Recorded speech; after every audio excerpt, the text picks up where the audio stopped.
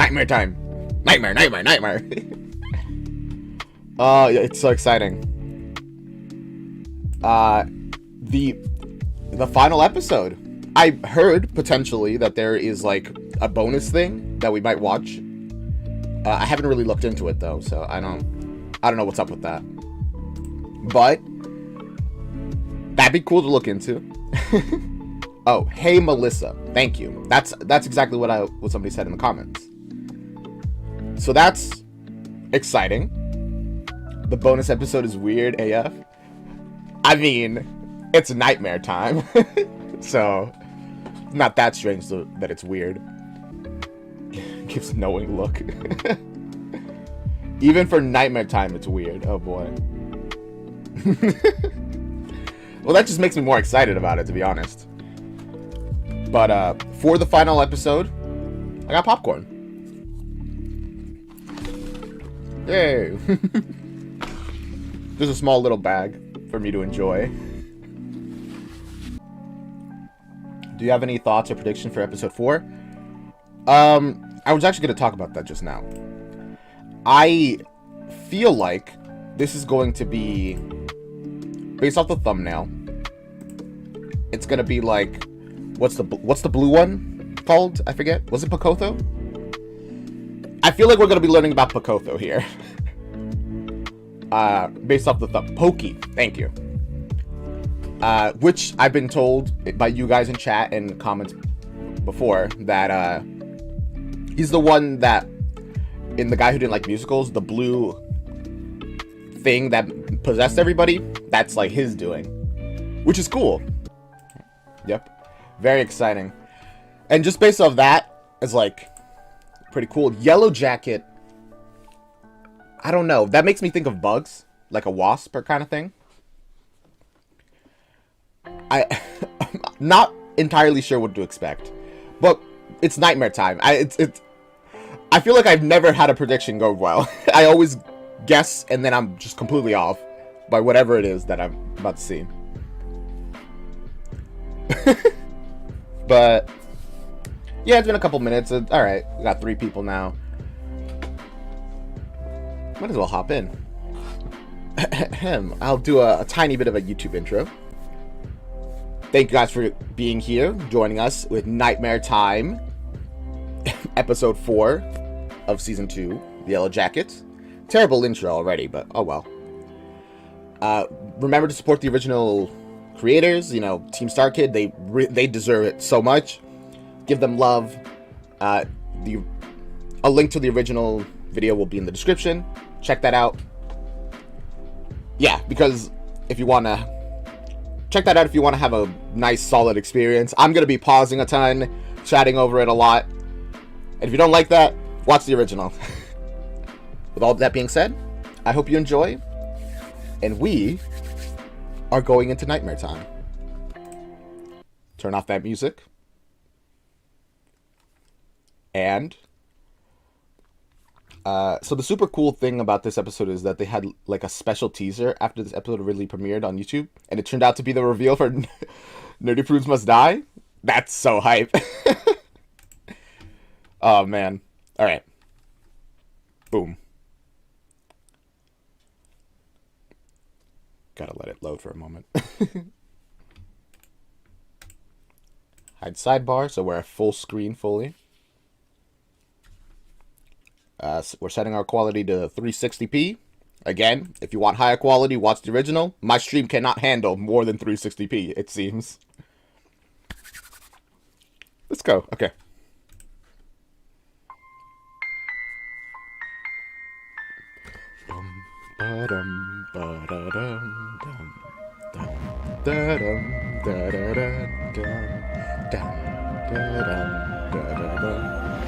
Yes. Oh.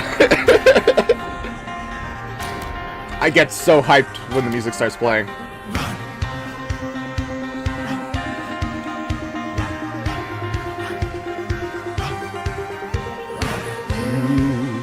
No need to run away, you little runaway, 'cause the nightmare will get you soon. No need to contemplate how deeply that you're afraid, 'cause Life is a waning moon. It's a matter of time. A matter of time. Tell me the part of it. Every story you tell her in pursuit. It's all in your mind. It's all in your mind. Hey, what was that? Boo. Run, you're fast enough. When you said last time about Hatchetfield Jingle and the lightning getting you excited, is 100%. I sing along as well. Yeah, it's so catchy, you know? I can't help but sing along. As I get better at like knowing the words, I can't help it. I love it.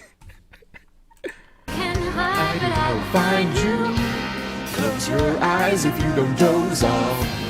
Hold your breath so I don't hear you. The trails of tears that you will leave me. Will lead me straight to those who fear me. You can run if I don't catch you, but the nightmare time I'll gonna get you. Ah, dang it. I always mess up a couple words.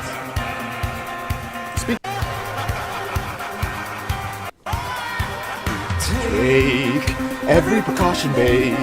Take out the caution tape. Cause the timer is ticking down. You can understand The danger that you are in. you're standing on shaky ground. Victimless crime, a victimless crime. In your note, nothing that you can do about it. It's all by design. It's all by design. Behind you. Where'd he go? He's looking. Whoa! I paused it at a crazy moment. But the reason I paused it was I was gonna say all this singing. Like like from who do you think it's coming from? Because is it a purely just an intro thing, or not? Because to me, I feel like it's the Lords in Black singing this, especially when they say things like we're in your head and you know it. I don't know. I get that feeling, but also what? Huh? Who? Huh? He never left.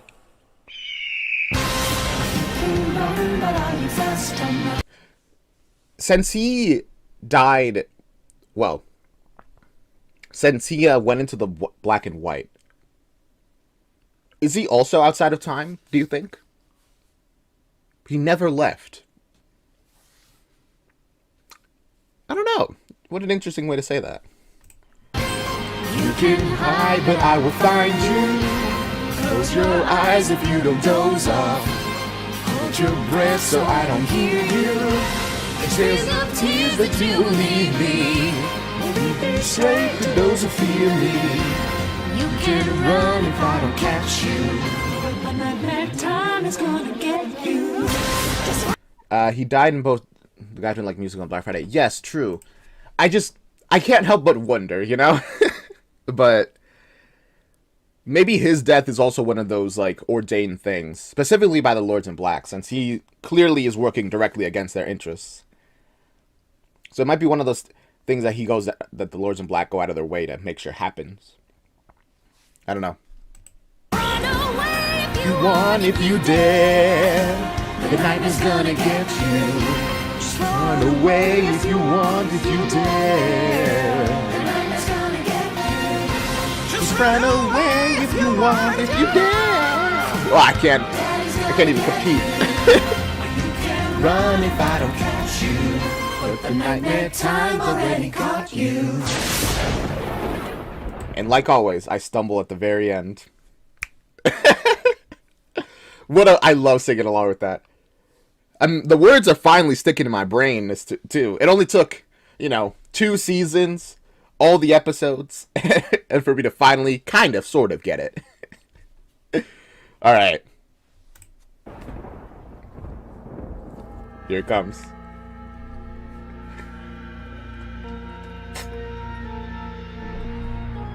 Yellow Jacket.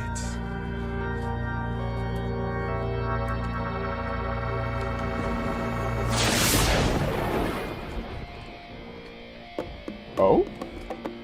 Float like a butterfly, sting like a bee. Started like a honeymoon, but now I see you never ever had my best interests. Okay, so did I say this when I was talking about Yellow Jacket? already we're getting bug imagery. Because Yellow Jacket, when I hear that word, it makes me think of a wasp. I feel like I said that, right? Wasps are very, very disturbing creatures. And we're already getting bug imagery, like literally line 1. So that's making me think this is going to be some sort of invader kind of thing. So I don't know if you've been told this yet, but the songs in the series were directed by various people throughout the group and not just the Langs. The first one is directed by Angela Lex, Mariah, Deb Zoe, etc. And Paul Gabriel, who has been the stage manager for all Hatchetfield stage shows and is actually used... and it's actually used to be my roommates with... They used to be roommates with Mariah. Also, you're going to be spreading info? I mean, it's the last episode. You might as well keep info dumping on me. But yeah, what I was saying about Yellow Jackets.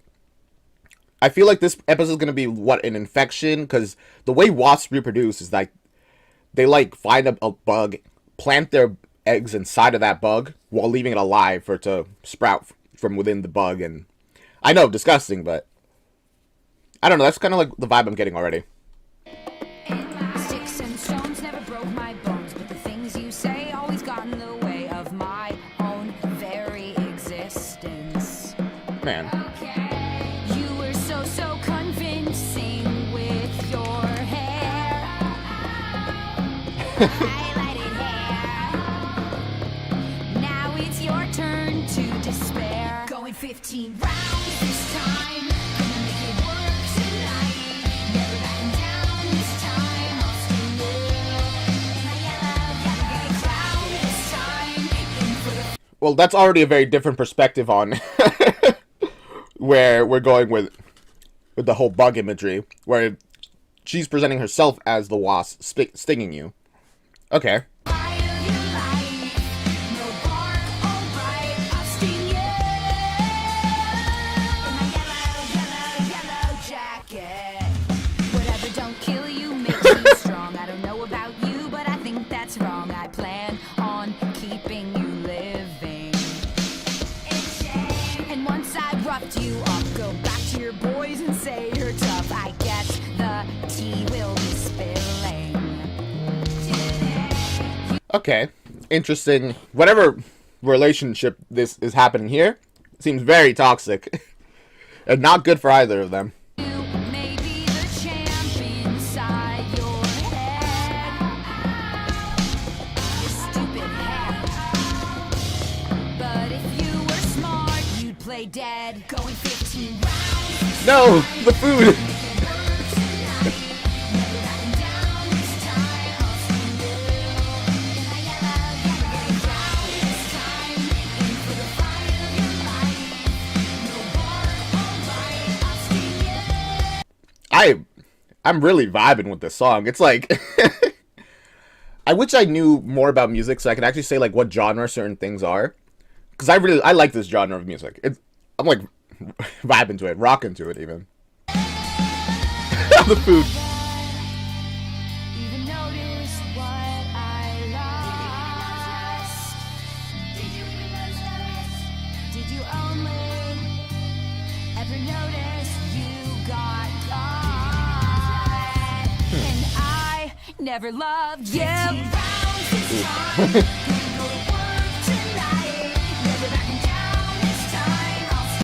Correction that Mariah played Alice, not Deb, and Deb was played by Jamie. Thank you for the correction.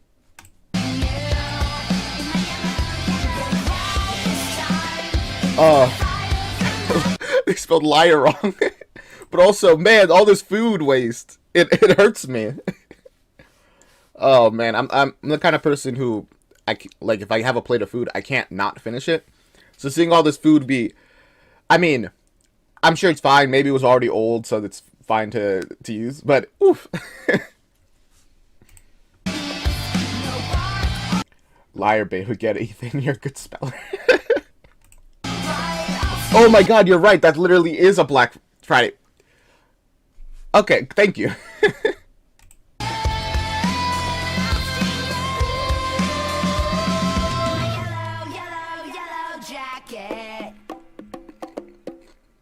Man, football Whoa. slams into the back of Hannah Foster's head.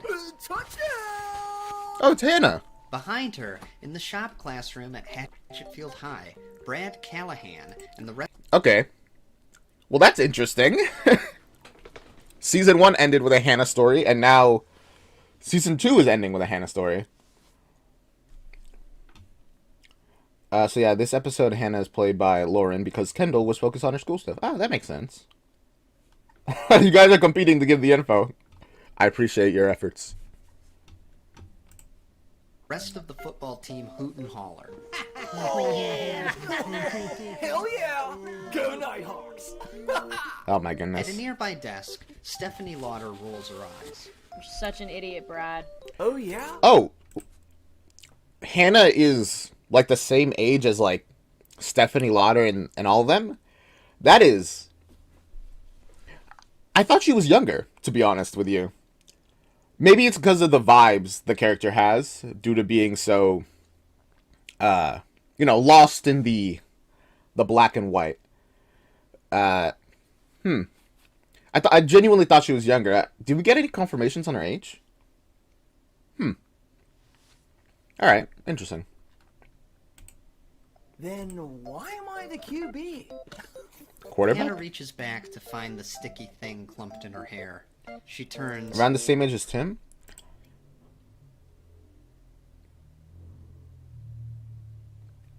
What are they doing here? Wait, how old is Tim? Again, I thought these were like pretty young, like kids.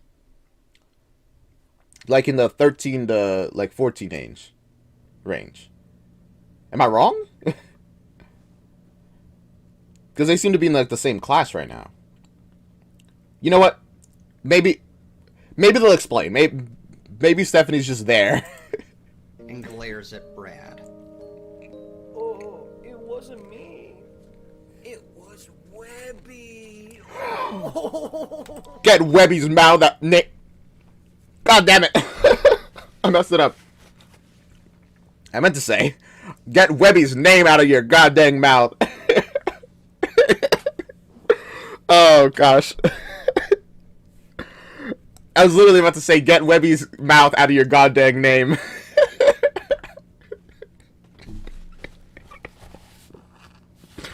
This is going to be a good stream, I think. But I think the American school system allows that or something.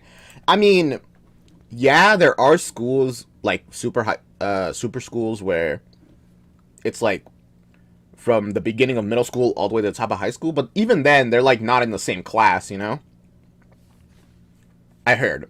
My cousin went to one of those types of school where you like start at the very beginning of middle school, and then go all the way to the end of high school in just one building, one really big building. But again, that's like different classes. Maybe they're not in class right now. They might just be in like the cafeteria or something. Brad's teammates yuck it up until the shop teacher intervenes. Well, no, they're in shop class. Actually, no, that makes sense. A shop class would probably have people from different grades. I can see that. Okay. My hand. Oh, yeah, Mr. Houston. You want to play in the game on Friday? Lay off.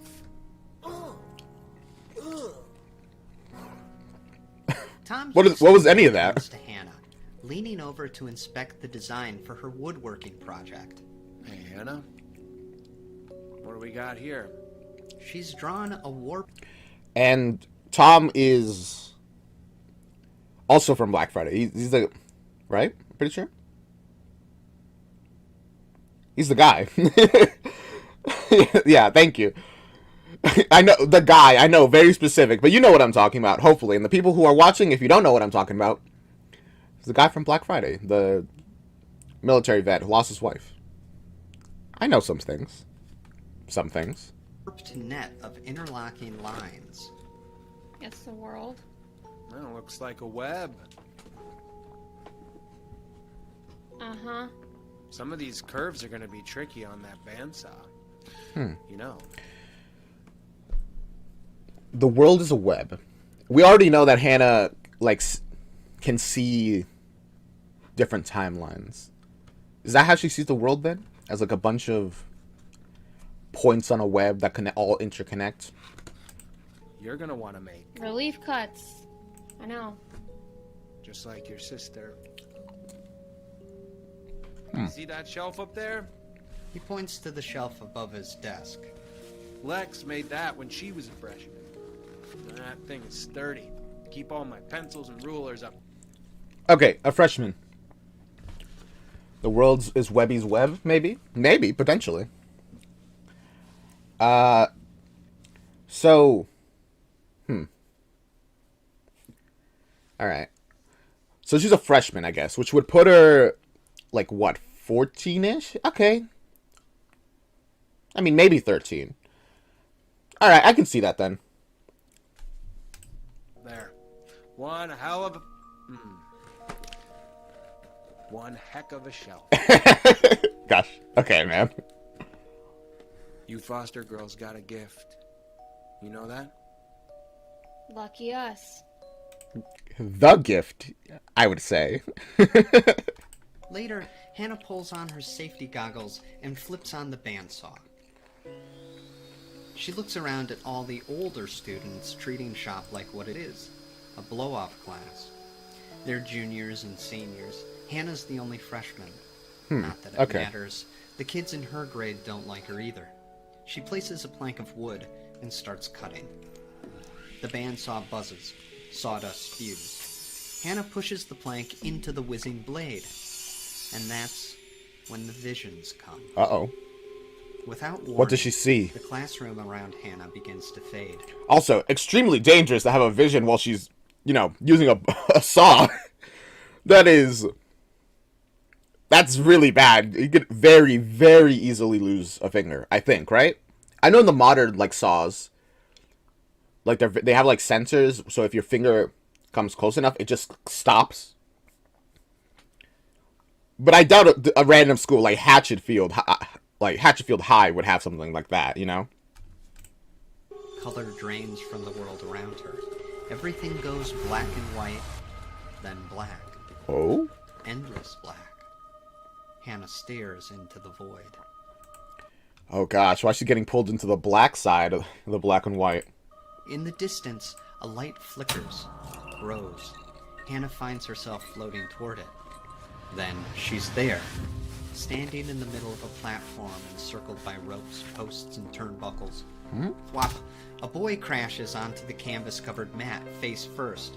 Blood sprays from his nose. All around, an unseen crowd cheers. Is this like a fighting ring? What kind of thing? What's happening?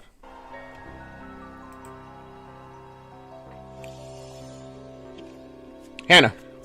Hey, kid! You okay? Back in shop class, Hannah's eyes are glazed, her expression blank. Nearby, Steph calls to her over the buzz of the bandsaw. Hannah! Hannah's You know what? I can see why she would be bullied. Not defending it, mind you. Not at all. Not even slightly. But being weird, being like this weird, definitely would get you bullied. I was bullied, and I wasn't that weird of a person.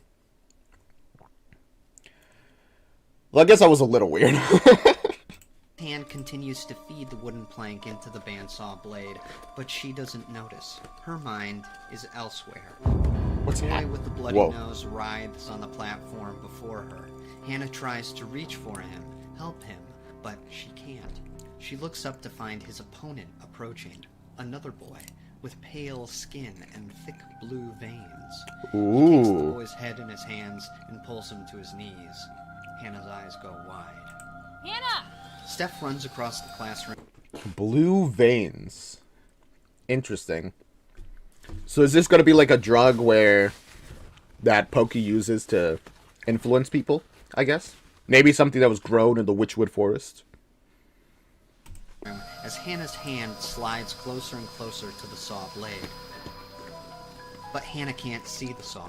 She can't hear it. A piercing tone fills her ears. The boy with the bloody nose screams. His pitch shifts until it and the piercing tone are one and the same. A perfect harmony. Then... Hannah's finger slides into the bandsaw, past the blade, and off her hand. Steph reaches her too late. Oh my god! I I really thought Steph was going to be able to stop that from happening. Man, these visions are not as much of a gift as I thought they would be. If she shows up and puts in the work, Tom won't hold a little accident like that against her. I mean... yeah, Black Friday reference. Agreed, but also, oh my god. I love that Steph is actually caring here. I mean, we've known that Steph is actually a very caring individual. From Nerdy Prudes Must Die to every other time we've seen her. She's very, like, whatever, generally, but when it comes to people, she is caring. She doesn't like when people are rude. As soon as she hears about Max Yeagerman being this massive bully, she, like, steps up and be like, hey, that's not right. And it carries through on everything we see about her, which is cool. She pulls Hannah away from the tool and shuts it off. Mr. Houston? Later, the doors to the emergency... Also, did I understand that right? Did the finger, like, come off completely? Because you can reattach that, but you gotta work fast. emergency room at St. Damian's Hospital burst open, and Ooh, Hannah's older sister, was right. Lex, rushes in. The nurse on duty runs to meet her. Miss Foster? Where is she? Where's Hannah? Becky Barnes takes Lex's arm and tries to calm her. It's okay. She just got out of surgery. She did great. She'll be out of it for a while, but Dr. Laszlo's confident the finger will heal beautifully. Oh my god. Oh my god. Oh. Wow, that's stressful. But also, really good work on Becky Barnes' side. Immediately being like, don't worry about it, it's fine. It's already treated. She will be okay. Good bedside manner, even if they're not bedside right now. Lex, don't worry. Everything's gonna be just fine. Fine? How much is this gonna cost me? Becky shuffles through. Oh, right. This is the U.S. I forgot. Nothing will be fine about this. Clipboard full of paperwork. So, you don't have any kind of insurance? Uh-oh. Not through your work or... Lady, I work at Toy Zone. What do A really bad way to start this. Oh, boy. you think? Okay. Please don't tell me it's something astronomical like $300. Well, we can set up a payment plan so you can pay less than $300 a month. A month? Give me that! She grabs the clipboard. Oh, boy. How much is reattaching a finger cost in the U.S.? Because I know a regular, like, scan without insurance can cost, like $150-ish. Just like a single scan. That's it. I assume they went on an ambulance, which is probably going to be a couple thousand in of itself. Then surgery. Oh no. And flips through the pages until she finds the final bill. What? I can't breathe. I can't breathe. Do you want me to get you a glass of water? No, don't you dare get me anything. They might charge you for that.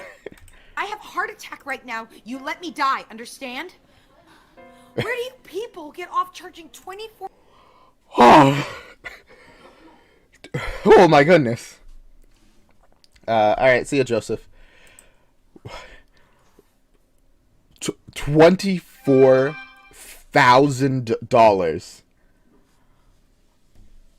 I need to stress eat.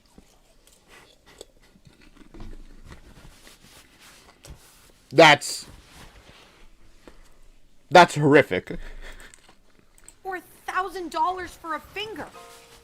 What, did you sew keys to a new car at the end of it? Well, it wasn't just the... So remember at the end, Killer Track, where Duke mentions a kid having an accident in shop class and him thinking that the school should pay for it? Oh my god, you're right! Everything connects. This is brilliant. Oh! What the... Sorry about that.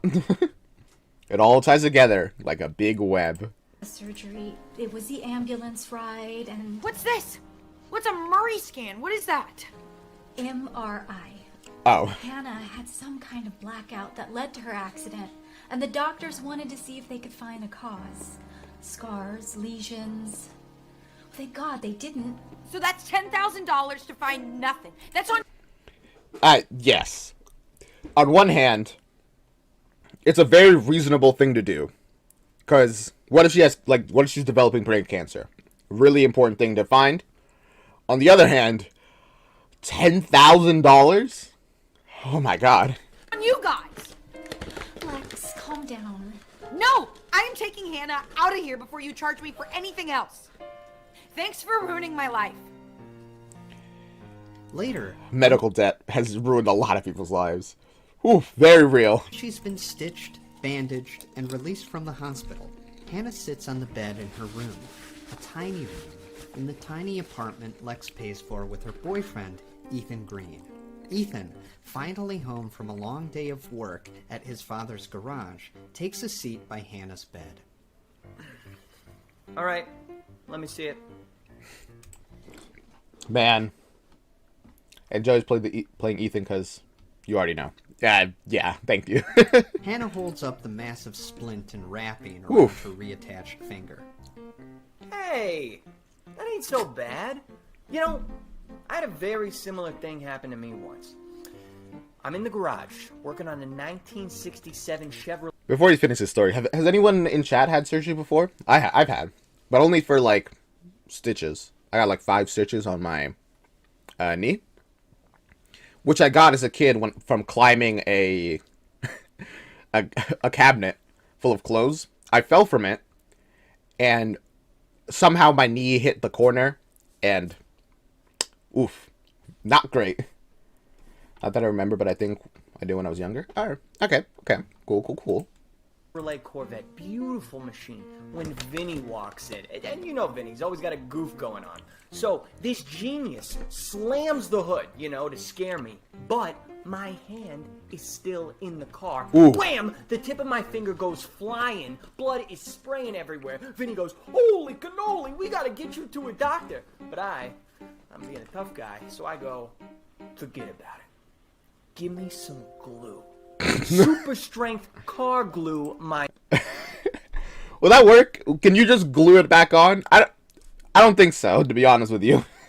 Mind you, but it's never been the same ever since. Comes loose all the time. Here, let me show you. Okay, I see what he's doing. Ethan does the fake thumb comes off magic trick. Whoa. Oh, look at that, see? Oh yeah, and if I want it to stay on, yeah, I gotta press it on real good. Okay. Hannah does not seem even slightly impressed. Hey Laura, welcome to the stream. But that's not gonna happen to you, because you got it sewn on right. That's really stupid, Ethan. Oh, come on, Hannah. You know, you used to be such a cute little kid. Later, Ethan stands at the kitchen sink, twisting the knob on the faucet. No matter how hard he tries, the thing won't shut off. Forget it. He grabs a soda from the fridge and sits by Lex on the couch. How you doing, babe? Oh boy. Yeah, I mean, normally we see them pretty, very, close and happy together, but the fact that money problems are tough. They are very tough. And they constrain a lot of, relationships. Fine. Lex doesn't look up from a pile of books she's studying. That's not fine. That's good. Ethan leans back on the dilapidated sofa, but can't relax. Oof. Drip. You hear that? It's driving me nuts. The faucet leaks? Yeah. I'm paying for that water. How many dollars do you think I'm wasting every day on that thing? See what I'm saying? That kind of thing might not really be an issue normally. But now that they already have money issues, every single little problem becomes exponentially larger. I don't know, babe. Why don't you fix it? I did not need that musical sting to know that that was not the right thing to say there. Just isolate the water when you don't need it, unless that also charges you. I don't know. That'd be a pretty efficient use of it. But also, give me a moment.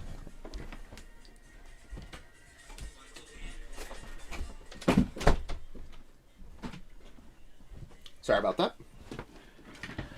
That's actually what my family does. We have a leaky faucet in the bathroom, so we just put a bucket there to collect the water for later use.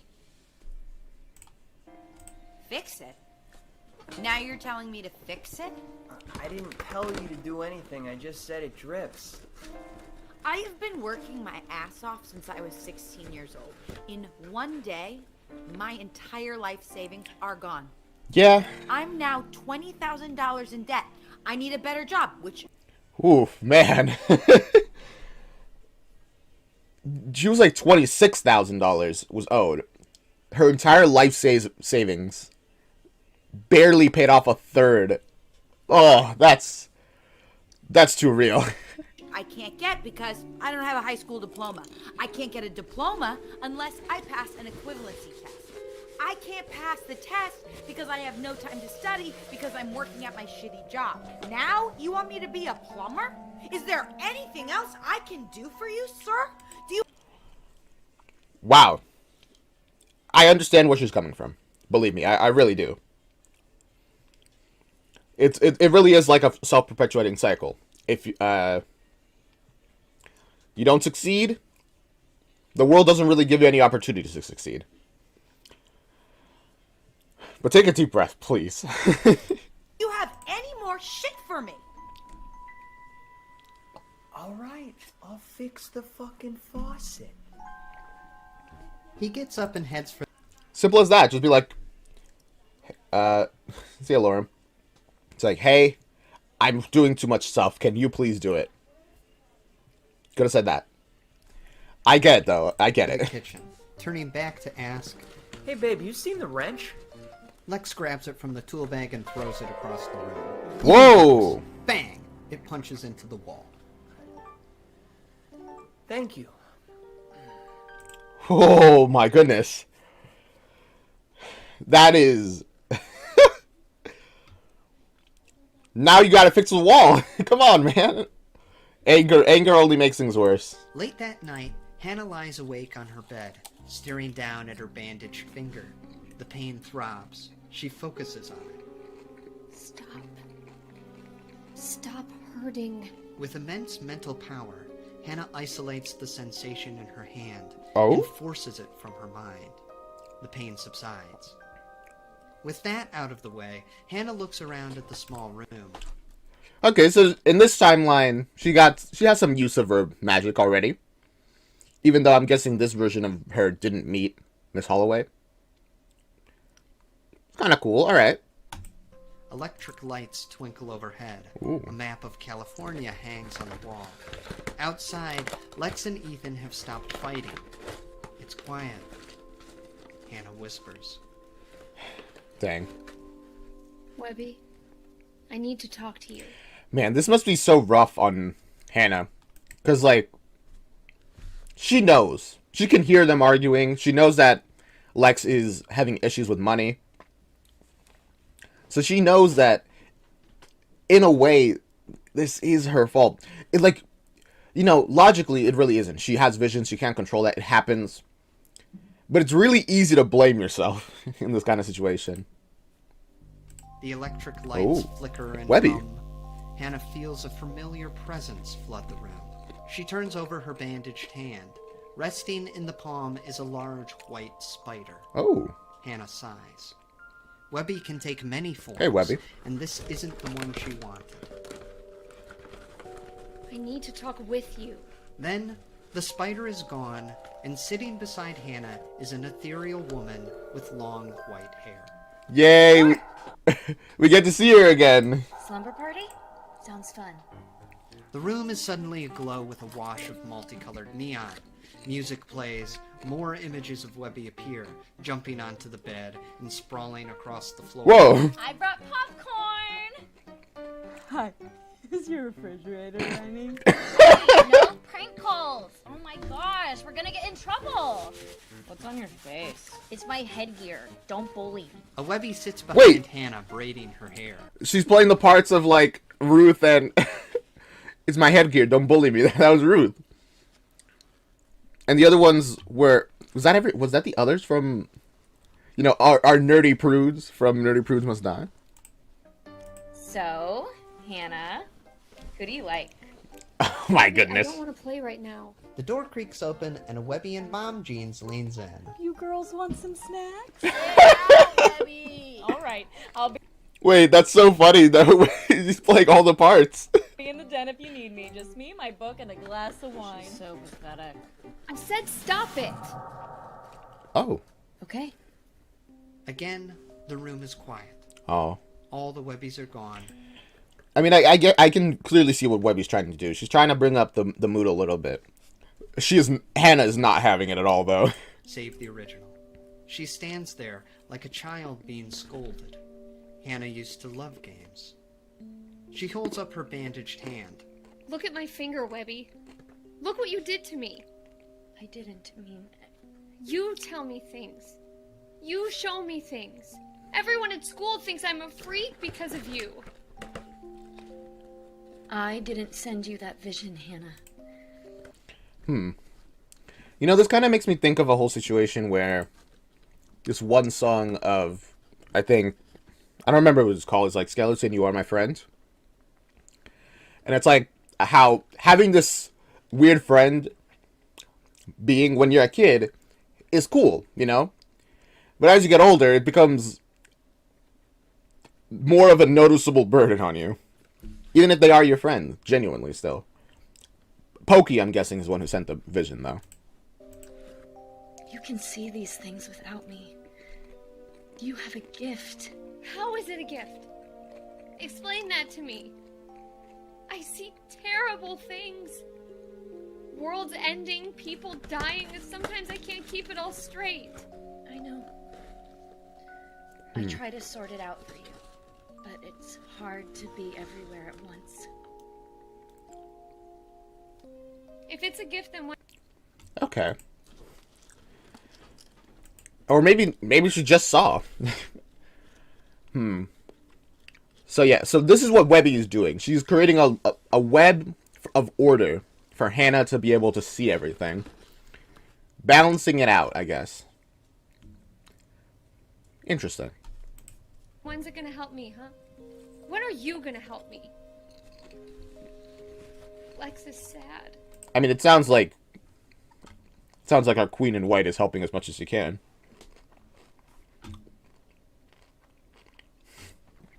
So that's what Webby is. She's a Hannah filing cabinet. Thank you, you got it. And it's all my fault. When I was a kid, I thought you were an angel. That you could do anything.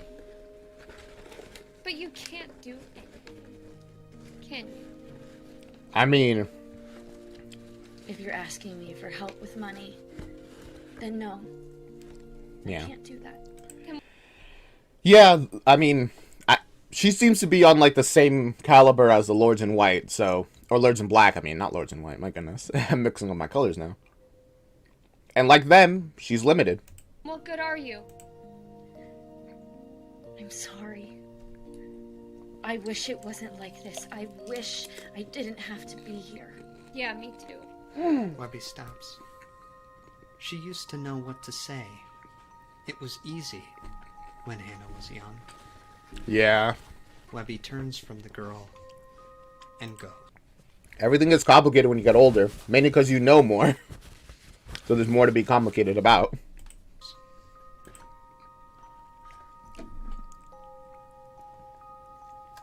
Webby? Hannah feels the empty room. And you told her to Tears go. fall in her eyes. She rolls to her side and cries. Alone. Man, that's really sad. Weeks later, the sun rises over Hatchetfield. Lex darts around the apartment, scrambling to gather herself for the day. Ethan follows her, handing... So, I'm guessing that the way things are going to go is that either Ethan or Lex are going to get in on a fighting ring to earn money. Like an illegal fighting ring. her things she's missed. Okay, I open today, I get off at 6, then I gotta haul ass to the community center for my high set. Leftovers are in the fridge. Mail that rent check. What else? What am I forgetting? I'm forgetting something. Babe, you focus on the test. Anything you forget, I'll handle it. So I did forget something? Now I'm gonna fixate on that, and chemistry's gonna be gone. Oh my Babe, goodness. listen to me. If I can graduate high school, anyone can. You're right. Are you gonna wish? Genuinely, a very good like wait. You're like, hey, I did it. You definitely could do it. Wish me luck. Don't. You'll jinx it. Okay. Lex heads for the door. I love you. Mail that check. Oh, And she's gone. that In hurt. the hall, the door to Hannah's bedroom creaks open, and she pokes her head out and looks at Ethan. She forgot, didn't she? Did she forget? Or did she send the party animal? Da-da-da-da. Is it Hannah's birthday and she forgot? Oh, Happy birthday! she did. Right? Very good, right? Later, I mean, Ethan at least is he's doing his best. He's really doing his best. Hannah and Ethan stand in line at Pizza Pete's Family Fun Zone. Hey, All the around, fun zone. Birthday parties rage, kids scream, and arcade machines clatter. We don't have the money for this. Hannah, of course we have money for your birthday. I'm just getting $20 worth of tokens. 10. Come on. One last hurrah for Pizza Pete's, hey? It's so wild that the younger one is trying to convince the older one to spend just a little less on their own birthday, and it's really sad, man. That's so sad. Where kids, you know, younger kids and siblings, they shouldn't have to worry about the money of a family. But, you know, should and do are different things, I guess. Next year you're gonna be... I love the music themes of this world. Like, I just know this is Pizza Pete's music. Like, when it was used in Jane's car. Yeah. The moment you hear a certain theme, you know pretty much where they are. Because it's always played there. too old for this place. You're gonna want a pool party with all your friends. Huh. What friends? Hannah wanders to the glass display cases where the prizes are, and there, laid out among the cheap toys and stale candy, is a genuine, bona fide iPad. Whoa. Holy smokes, is that an iPad? I've never seen one before. In real life, that is. They just got it sitting out here. You've never seen an iPad in real life? Odd. Okay. How secure is this case? It's too secure. One level of security, all is needed for him to be like, give up, I guess. But also, very good, don't steal it. Unfortunately, this is an arcade. The amount of money that you need to spend to earn that iPad is probably almost the same amount as the iPad itself. You aren't going to be getting it for cheap. I want that. Oh yeah, you can watch videos on there, or play some games. Or sell it for money. Yeah, but it's 20,000 tickets. I think we gotta set our sights a little lower, Banana. Look at this. Runts? Okay. Stickers? Yes, please.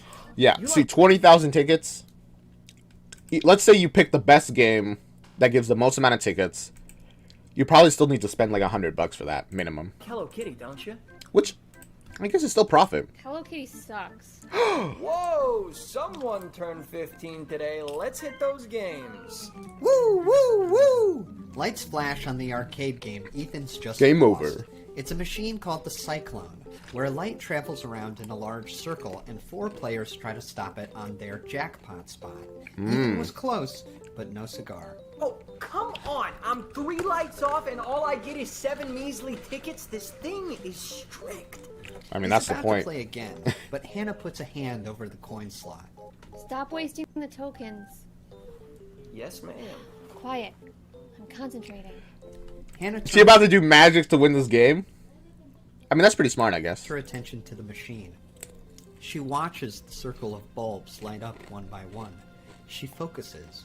She reaches with her mind and feels the electricity. Where it is, where it will be. Oh. Then, she slams the button, stopping the light, hitting the jackpot. See, I mean, there you go. You said, when is your power going to help you? It helped you right here. You make it look easy. Before it's even done dispensing the tickets, Hannah's moved on to the next spot on the same machine. She hits the button there. Another jackpot. Whoa. Real easy. Later, I mean, the problem with winning difficult games like this, though, is that you start getting... I was literally about to say that. Like, this kind of game where you get a jackpot, if you win, like, twice in a row, already people... If you win once, already people are going to be like, whoa, you won. You win twice? Whoa. You won twice? And if you win 3 times, people are going to be like, okay, this person's definitely cheating. Even with 2, people are going to be like, are they cheating? How are they cheating? I don't know. crowd has formed around Hannah as she continues to hit jackpot after jackpot. They look on in awe. How's she doing that? She's good. The tickets come pouring out. The crowd cheers. In a secret room somewhere in the back of the restaurant, a mysterious man watches a wall of monitors displaying the feeds of various security cameras.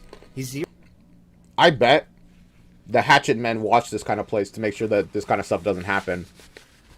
Because if you have the power to cheat, it would make sense that they would, eventually. This might be how the Hatchet men catch people to plant into trees the most often. Zeroes in on the screen with Hannah, Ethan, and the crowd around them. He smiles as Hannah hits another jackpot. Now that's a winner. That's a sea biscuit. A sea biscuit? What? Hannah and Ethan stand at the prize cabinet as the Hannah's birthday is the 10th of the 5th of October, it looks like. Cool. restaurant manager inspects the printout of their total ticket count. Let me get this straight. You're telling me you won 20,000 tickets with $20 worth of tokens? No, I'm saying we got 24,852. So we will be taking that iPad and that big Pikachu. Oh, the big Pikachu now. That's the win. Oh, the CCTV had the date on it. Ah, I see. That's where you got it. I completely missed that. Thank you. Now we know her birthday. Cool to have, I guess. The stuffed animal on the wall. Hannah pumps her fist. The manager glares at them as a security guard approaches from behind. I'm gonna have to ask you two to come with me. Hannah and Ethan find themselves in a dimly lit back room. I mean, yeah, they're going to be like, you're definitely cheating. The manager stands over them as Ethan shouts. How could we have cheated? Everyone in this place was watching us the whole time. All right. Simmer down. Oh, in the doorway, there he is. The mysterious man from the secret room appears. He tips back his cowboy hat and grins. A gold tooth glimmers. I was wondering what was in his mouth. Hank, wrap up that iPad. And the stuffed animal. What else you guys want? Hey, why don't I throw in a remote control car? I'll never use that. Can I have like a Starbucks gift card instead? Give that dang car away. Hank, give it. What, have they been trying to get rid of this? I feel like we're going to hear about this car again at some point in the future. Cards, 2 of them. He waves his hand. The manager and security guard file out of the room as he takes a seat across from Hannah and Ethan. Thanks. Who is If there's this anything I've guy? learned in Vegas, Is he like the owner of this place? You gotta take care of the high rollers. Eddie Chaplucky, owner of Pizza Pete's Family Fun Zone. There you go, owner. Also, okay, so I looked up her birthday, and yeah, she's 15 here, so she was born in 2005. Interesting. Very interesting. Bought it off of old Pete himself a few months back. Now, some people might say it was a bad investment, and they'd be right if I was looking to turn a profit on this old dump. What I am looking for, however, is you. Hannah Foster. Eddie Chiplucky's. Okay, so this whole setup is definitely to find people like her who have the gift. But why? Is he a hatchet man? Or does he want to use their power for something else? Gambling, maybe. Me? Well, not you specifically, but someone with your unique set of skills. What are you talking about? Tell me, Ethan. Hannah ever do things that are hard to explain? See things that other people can't. Know things that other people don't. You know how many times she won that game out there? Were you counting? I sure was. 78 times. Right in a row. Now that should be impossible, but I'll tell you, Hannah will win that game every single time she plays. If she wants to. Okay, yeah, definitely he's here because he wants to use her abilities. Okay. And he's from Vegas, so I'm guessing in Vegas he probably learned about these kind of people. Or maybe not. Maybe, how far away from Hatchetfield are these kind of people found? Is it very Hatchetfield specific? I don't know.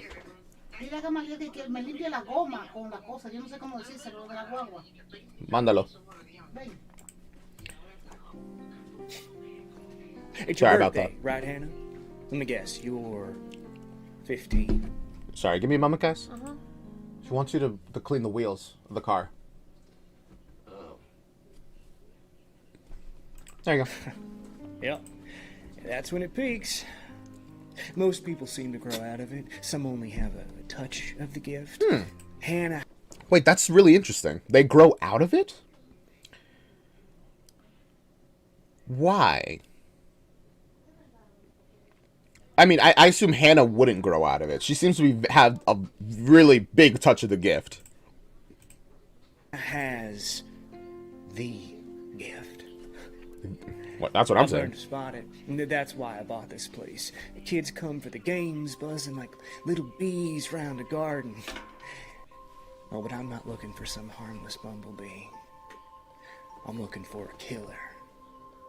One with that stain. We're getting a Puts his chair closer. He looked. We're getting a lot of stinging and bug imagery, huh? This is actually my favorite Nightmare Time episode. It's pretty good so far. Very interesting. Also, welcome to the stream, Valerie. Looks Hannah dead in the eye. What if I told you there was a game you could play? A competition where your gift could win you a hell of a lot more than an iPad. Okay. As the sun sets, Hannah and Ethan. So this is definitely gonna lead into that fighting ring stuff, right? Okay. Also, finished my popcorn. So, no more popcorn mouth, I guess. Ethan take their seats in the back of a stretched limousine. Across from them, Eddie pours himself a scotch from the minibar. You ever been in a limo before, Hannah? Uh-uh. Get used to it. Hey, where are we going, pal? Without thinking, Hannah knows the answer. The roller rink. Incredible. Didn't that place close down? Oh, I assure you, Ethan. Business is booming. Okay, so the roller rink is where everybody fights. That's interesting. And also, Ethan is very much getting more like, okay, whoa, I feel like we're getting dragged along into something very serious very fast. In a classroom of the Hatchetfield Community Center, a small group of hopeful adults are in the middle of their high school equivalency exam. The silence is broken when a disheveled Lex hurries through the door. Hi, I'm here. Sorry I'm late. Oh, The man, test she takers was late? glare up at her. One of them shushes. Shh. Lex approaches the test facilitator at the head of the class. Sorry, I got held up at work. Alexandra Foster. Yeah. The facilitator hands Lex an exam. Whew, good. Here. Test started 20 minutes ago. Okay, can I stay 20 minutes after? I mean, yeah, we got that. She's late. You don't gotta be rude about it. Should I get the full time? I'm not staying after. Okay.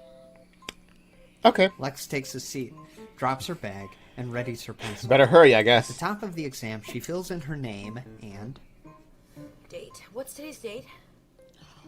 Easiest question on the exam. Not a good sign. It's October 5th. She's so rude. The date is not really a question, you know? It's just, if you're not paying attention, it's very easy to pass you by. 5th. She remembers what today is. Hannah's birthday. Oh, shit! Shh! You shh! Shit! The stretch And now she's gonna be thinking about the fact that it's Hannah's birthday for the rest of the test. Really, really unfortunate.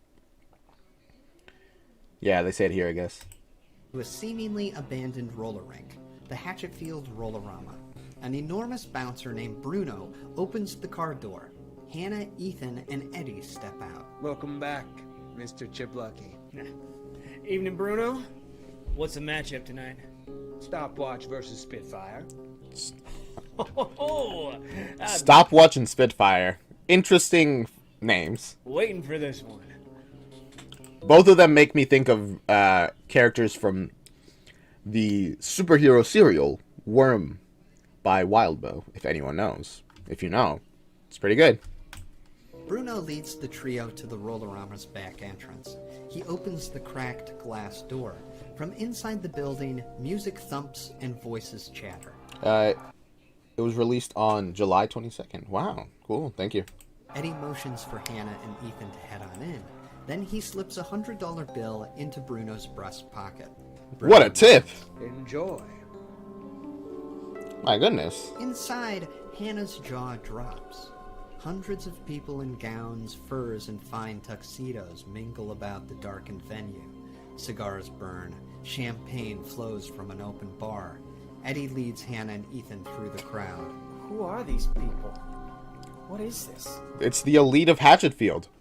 These extreme weirdos who are definitely worshippers of the Lord in Black. My goodness. Yeah, this was a COVID project. After this, they focused on Nerds Must Die. Wow. And I feel like Hannah might be starting, recognizing this place from her vision.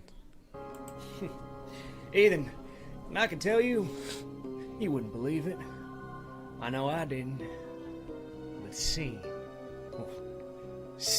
is believing. Huh? Wait, who are these people then? The trio comes to the center of the complex. There, the old roller rink has been fashioned into some kind of arena.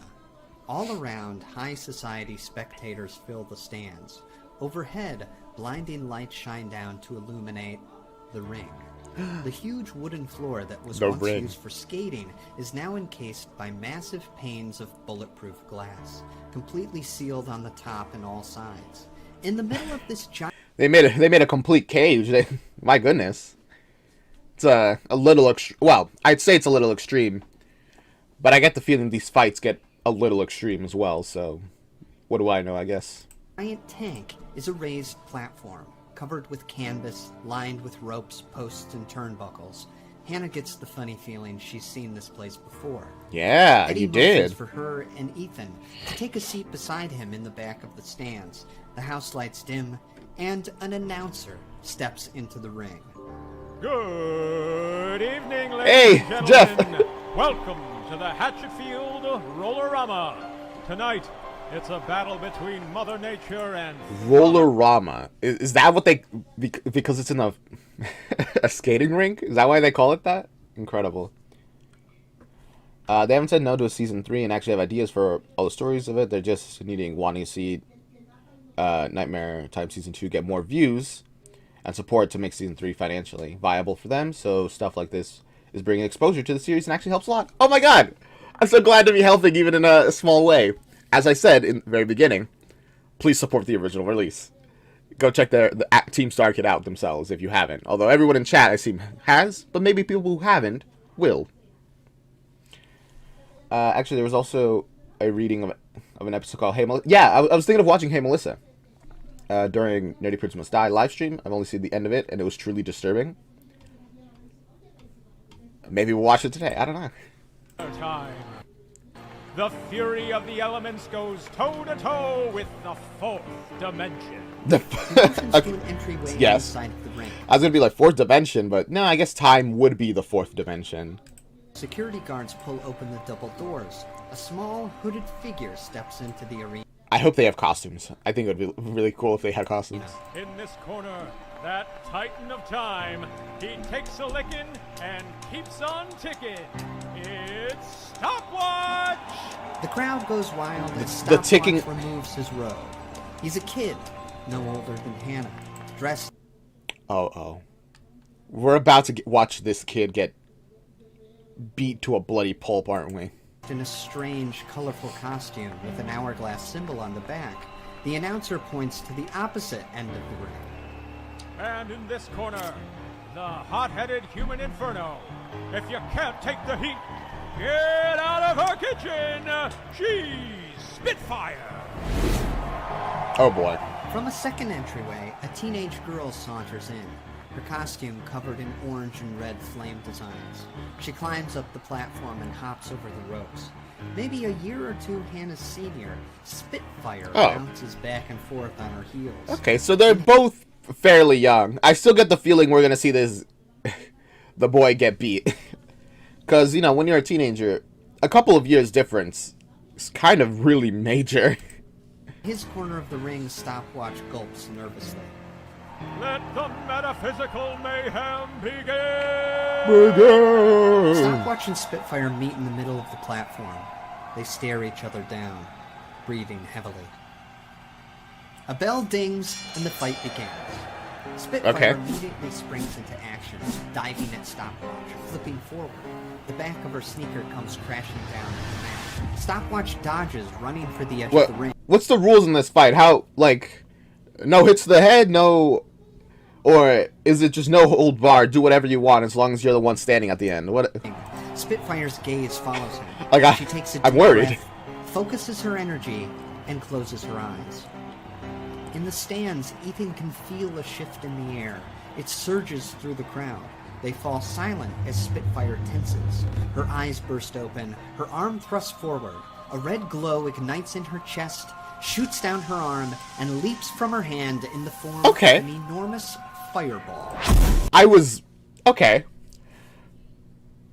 a little suspicious that maybe that these guys were gonna have powers. That confirmed it. That can't be a legal move in most competitions. The flames blaze across the platform, heading straight for Stopwatch. Right before he's hit, he sucks in a chest full of air, jams his eyes shut, and braces himself. The fireball roars past, exploding against the glass barrier between the fighters and the cheering crowd. Ethan winces, but to his utter shock, Stopwatch hasn't been burnt to a crisp. Oh. In fact, he's nowhere near the fireball's path. Did he? Somehow, miraculously, the kid has switched from one side of the ring to the other. In the blink of an eye. He jumped through time. I feel like as long as you win, the other person could die and you'd be celebrated. Probably, yeah. Wait, I'm realizing.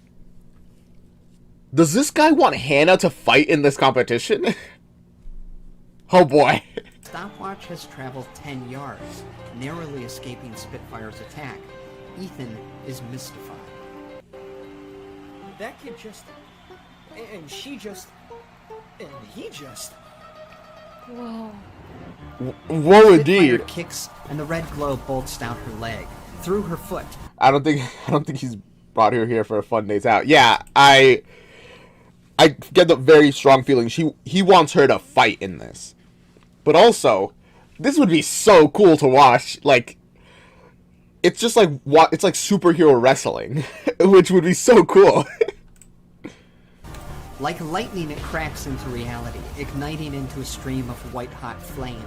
Uh-oh. It barrels towards Stopwatch. Again, he swallows a mouthful of oxygen and clenches tight.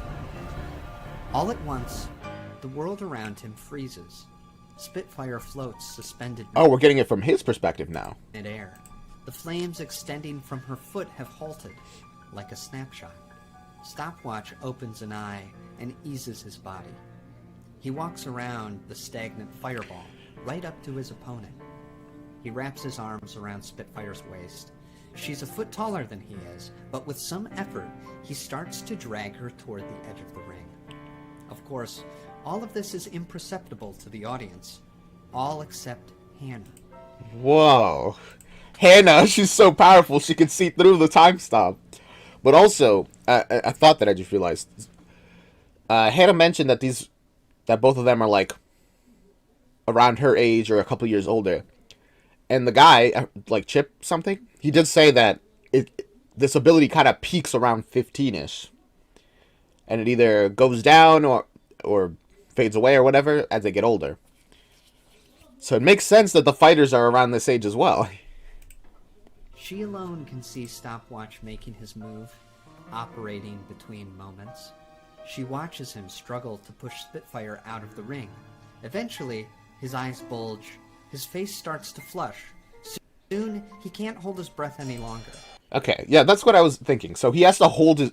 I guess because in time stop, you can't breathe. The air will not come into your lungs. Everything's frozen, even the air. Although Hannah seems fine. Maybe Nibbly, or was it Pokey?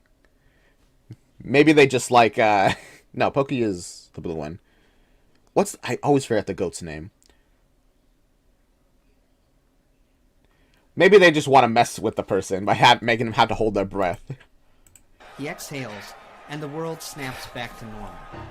The sound of the crowd claps like thunder. A look of shock washes over Spitfire as she finds herself in Stopwatch's grasp. Hannah smiles, explaining. Can't stop time. Slowly but surely, Stopwatch is inching Spitfire to the edge of the ring. That's so cool, though. Turn up the heat, or is her time up? Eddie nudges Ethan with his elbow. Eddie. I'll just call him Eddie. I was little, but how are you supposed to fight a kid who can stop time? He has to hold his breath to do it. If she knew that, she could beat him. If Spitfire she knew fights her way that. free and runs for the center of the ring. Tinky, thank you. Tinky. I can't, I feel like I should be able to remember that, but I always forget it. Maybe because I associate a goat with the letter G overall. How am I? I'm doing pretty good. Thank you for asking. Far from the edges as possible, but she knows it's only a matter of time before Stopwatch wears her down and throws her out of bounds. That's when the thought comes to her. But it doesn't come to her exactly. More like it's given to her. He has to hold his breath to do it. Hey, come on! Why would he cheat like that? A sentence rings out in her mind in a voice that's not her own. Her eyes are drawn to the stands beyond the glass barrier. In the back of the crowd, Spitfire spots a girl in a yellow flannel. She makes eye contact with the girl and knows what to do. She closes her eyes and focuses her energy. The red glow in her chest ignites, but rather than expelling it all at once, she lets it seep from within her in streams of smoke. Ah. Spitfire out of gas? Is she running on fumes? A very funny thing, but also, and now she won. Turns to Ethan. Just like that. Oh, her fire's crapped out. She's on borrowed time now. But her plan becomes clear as the air around her turns cloudy. Smoke fills the enclosed fighting ring, and Stopwatch starts coughing. Panic fills his eyes as he realizes he can't hold his breath if he can't breathe. I just realized. Is she about to burn this guy to death? Like, if she hits him with a fireball, what's gonna happen? With the rink full of a sooty haze and Stopwatch's powers neutralized, Spitfire marches over and grabs the back of his costume. She yanks him to the edge of the platform, hoists him over her head, and tosses him from the ring. Stopwatch hits the wooden floor on the old roller rink, out of bounds, and the match is over. I was like, very good move. I was really worried she was gonna just set him on fire and kill him. And there you have it, ladies and gentlemen. She's burning her way through the competition. Spitfire wins! Man. That's not fair. That was cheating. Later, Ethan sits at the bar, still shaking. What did I just see? It is a little Eddie hands crazy. him a glass and takes a seat next to him. Here, have a drink, Ethan. Look, I know it's a lot to take in. These kids can do incredible things. Is it magic, psychic ability? Who knows? Once you get past the initial shock, then hey, you can sit back and enjoy the show. You know, that's so what a capitalistic view on this. How can they do this? I don't know. Who cares? It's fun to watch. Let's monetize it. It's freaky. No, it's profitable. Eddie motions to the What I'm upper saying. class crowd around them. You see all these people? These are high rollers. Lots of money changing hands. That girl you saw tonight? Spitfire? Yeah, they found her living in some dump. Family could barely afford to keep the lights on. Oh. Now, that kid's a millionaire. Now, if you ask me, I think Hannah should be pulling in that kind of bread. You want to put Hannah in the ring because she's good at the light-up arcade game? Are you out of your mind? Ethan. Okay, that stuff you saw in the ring, look, none of those kids can do those things outside of here. We got ways of drawing out their powers for the matches. Huh? Just for the matches. Wait, that's so confusing. So, I mean, Hannah could probably do that kind of stuff. But, wait, they have a way of drawing out the power for the matches?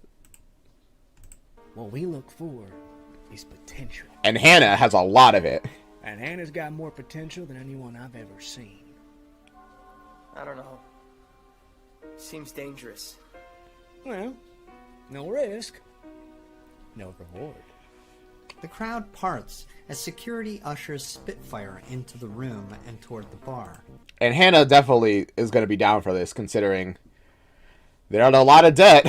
The high rollers see her and start to chant. Spitfire! Spitfire! Someone get this kid a root beer! The masses lift A root Spitfire beer. onto the bar and cheer her name. She's a rock star, a winner, a sea biscuit. Hannah looks up to her. This girl with What? A sea biscuit? What is this? Why? I've never heard of this term before, and now it's been used twice. gift. Interesting. Hannah looks to her. Does it and mean wonders, something? What does it mean? What would it be like to be up there? What do the words mean? The numbers. Explain them. Herself. Later that night, Hannah and Ethan return home to their rundown apartment building. They're in the hall, heading to their tiny, miserable unit, and Hannah asks again. Why can't I do it? Because you could get hurt, and if that's even a possibility, it ain't happening. Oh. Yeah, I mean, I'm gonna Google because I'm curious too. Yeah, thank you, please. I've never heard of the term sea biscuit when it comes to victory. But, yikes. Yeah, Ethan's being so responsible here, and Hannah's not taking it either. Okay, then I guess I'm never going back to school, because that's where I cut my finger off. It's not the same, wise guy. We need that money. Could you imagine what your sister would say? Oh, hey babe, can Hannah fight some magic kids who can shoot freaking fireballs? She'd kill me. The two head into the apartment. I'm guessing Hannah's argument is, just don't tell her. They find Lex, waiting in the living room with one half-filled balloon floating pathetically by a paper plate topped with a Hostess cupcake. Oh. Oh, hey babe, you're home. Where were you two? We went to Pizza Pete's for Hannah's B-Day. We caught you a Pokemon. He holds up. Whew. That's... I mean, they probably would have been back in time if, you know, they didn't go to the roller rink. I hope Lex didn't, like, try to skip through her test because of that, and then fail because of it. Seabiscuit was a champion thoroughbred racehorse in the United States. What? Huh. Seabiscuit was a horse? This term is getting way more confusing than it needs to be. Okay, cool. So it's a really good horse. Winning is a Seabiscuit. Alright, got it. Thank you. The stuffed animal. Lex sees the bundle of prizes in Hannah's arms. You went out? And you bought Hannah an iPad? We won it. Good. Good. Okay. Did you have fun? Oh. Thank you for the follow, Mary Rose, I think. Ah. That's great. Wow, this is... I'm glad you remembered Hannah's birthday. Would have been nice if you filled me in on the plan this morning. Babe, you had so much going on. I just wanted you to focus on the test. And well, you do know what's best for me. Oh. Because... My goodness, this is such a... That's rough, man. It's like... I don't even know who I agree with on this situation. Like, yeah, she did have a lot going on, so reminding her probably would have stressed her out. But also, not reminding her and having her remember it on her own wasn't the best. You probably should have told her, I guess. Oof. Yes, there is. There's one for you, too, Lauren. I got to the test. I remembered what day it was. I couldn't concentrate, thinking we both forgot, and I failed. Well, you don't know that. It always seems worse than it is. Oh, I know I failed. Ah. Because I didn't finish the test. I got mad and ripped it into little pieces. Then I ran across town to Party Zone just as it was closing, but the liquor store on the corner had this one crappy balloon and this cupcake, and that's the best I can do. Oh, okay, yeah, I guess you should have told her then. I get how Lex feels like her mom was trash and her dad was not around, so Hannah is the closest thing to family she has, so to forget her birthday must really sting for Lex. Yeah, I mean, I do get it. How's your Saturday going? Going great, thanks for asking. They should have told her, because now we see exactly what happened because she didn't know. Because she thought both of them forgot. It was best to try to resolve it on themselves. And it was a whole situation. If she knew that Ethan knew, she would have been like, she would have remembered. She'd be like, okay, it's fine. Ethan has it. She can deal with it. That's awkward. But like, how could Ethan have known? I don't know. I feel like, okay, Ethan should have told her, but I do get that it happens, you know? Happy birthday, Hannah. I'm sorry it's so shitty. I love you. I keep letting you down. Oh. And I have to go to bed now because I open tomorrow.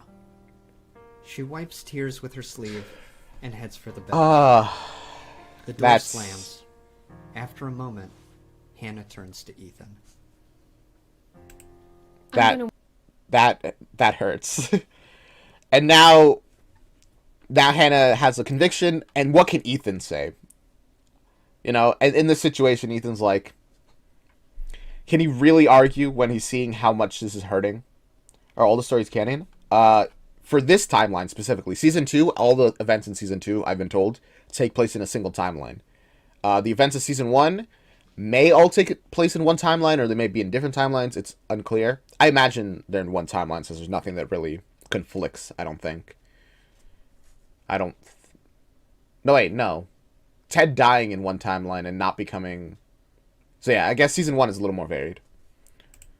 Win that money. But, yes, to the overall story, they are all canon. Hey. Can't be more dangerous than shop class. And just like that, Ethan's convinced. Fair enough, I guess. Days later, Hannah stands in the locker room beneath the Hatchetfield Rollorama. She laces up her knee-high sneakers, Oh boy. pulls on her elbow pads. She slams her locker shut and finds a kid leaning in the doorway. Hi, who are you? Hannah, She recognizes him. you're a stopwatch, right? Yeah, but my real name's Daniel. Yeah, Stopwatch. The person that you helped lose, by the way. Hello. Welcome to stream, Tori Jerry. Daniel takes a bite of a candy bar and plops onto a nearby bench. So what's your power? I don't know. I'm good at an arcade game.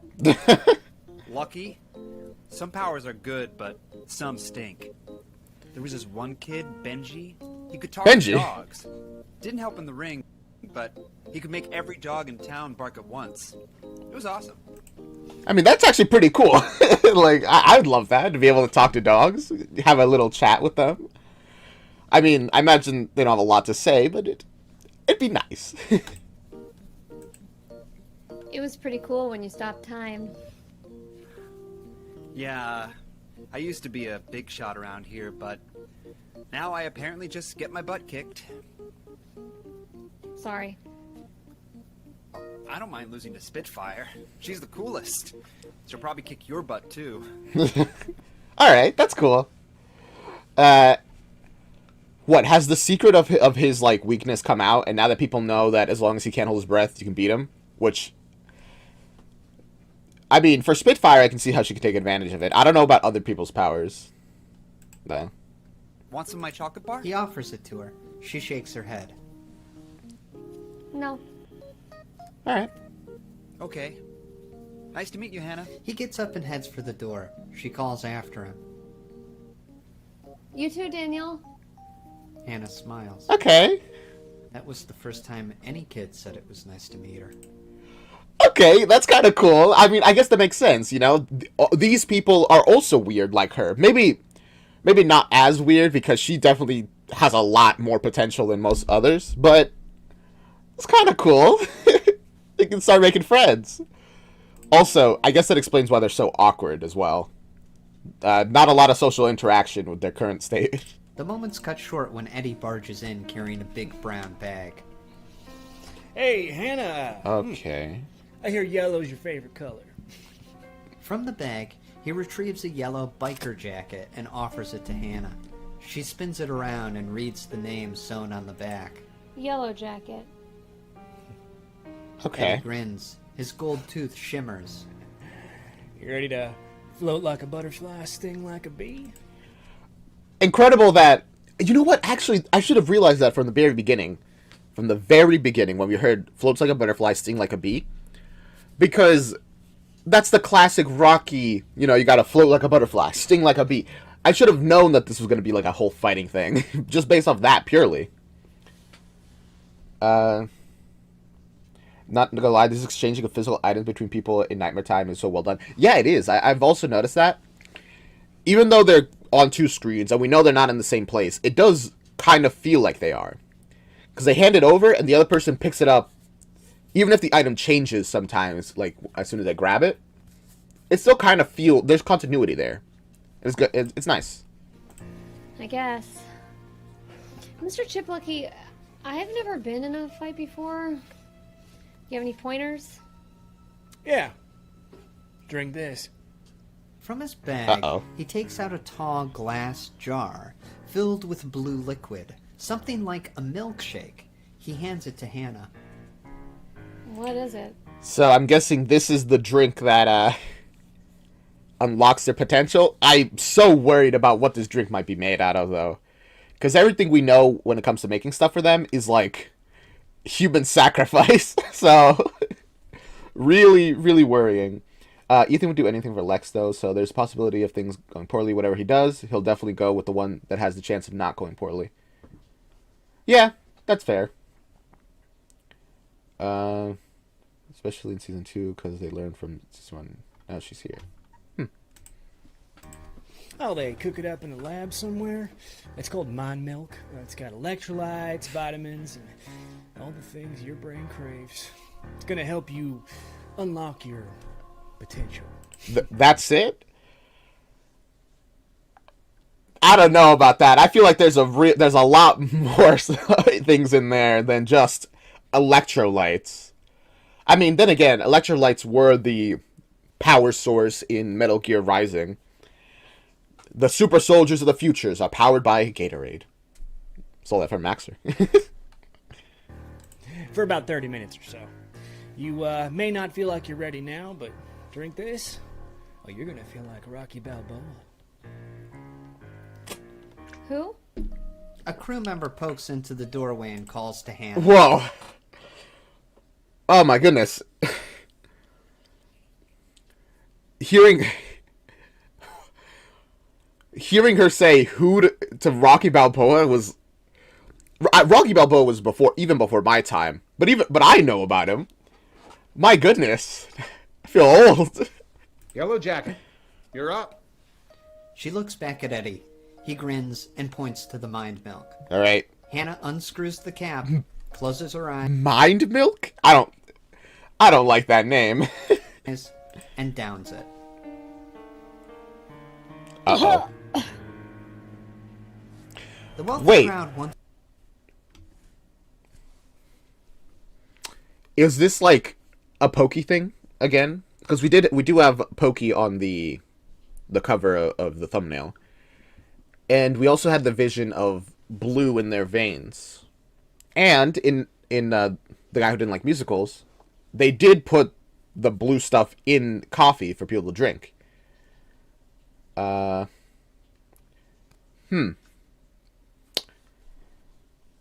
wonder. Well, big comment just appeared there. Hannah gets... Oh, okay, just a summary. Thank you for that. Once more fills the stands. Lights beam down from above. The announcer bellows. Ooh, okay. In this corner, hot off her recent victory, that feisty fire starter, Spitfire. Let's go. Spitfire stands to one side of the ring. I'm so excited to see what Hannah's ability is. Maybe it's just pure power. Stretches her legs, rolls her shoulders. Tonight, SF takes on a new challenger. Her face is fresh, her powers unknown. Let's find out if she's got a killer sting. It's Yellow Jacket. Last time she's helping her, now she's fighting her. Yeah, I mean, that's life. Hannah shuffles into the you never know who's going to be on the other side of the ring. All around, the crowd wails. Come on, bring up your presence. She spots Ethan, waving his arms and cheering. Come on, Banana! Yeah! She climbs into the ring. He's so nervous. Spitfire sees Hannah and recognizes her. It's you. She stands a head taller than Hannah, frowning down at her. You know, I didn't need your help the other day. Oh, come on. Stopwatch? I would have figured it out on my own. I didn't... Come on, man. You can't even appreciate the help that you got. I meant Hannah, but connected to what I said about Ethan having her first fight. If that's the only thing that makes Lex happy. You know what? I guess that logic makes sense. If Ethan's whole thing is about making Hannah, Lex, my goodness, happy, I guess he would risk Hannah a little bit. Complicated. Spitfire pounds her fists together. Sparks spray from her knuckles. That's a cool visual. I'm gonna go easy on you. I'd never think that. The girls face off for a moment. Then... Oh, great. The bell Wait. rings and the match begins. The crowd howls. Wait, Hannah doesn't even know what her ability is yet. Springs into action. Hannah dives from the taller teen's path. She sprints to the other end of the ring, desperately trying to put distance between herself and Spitfire. Spitfire takes a deep breath. I think she knows she's powerful. Yeah, but what's her ability? Focuses. The red glow in her chest ignites. She lunges forward, thrusting her hands in Hannah's direction. The energy explodes out of her in a wave of flame.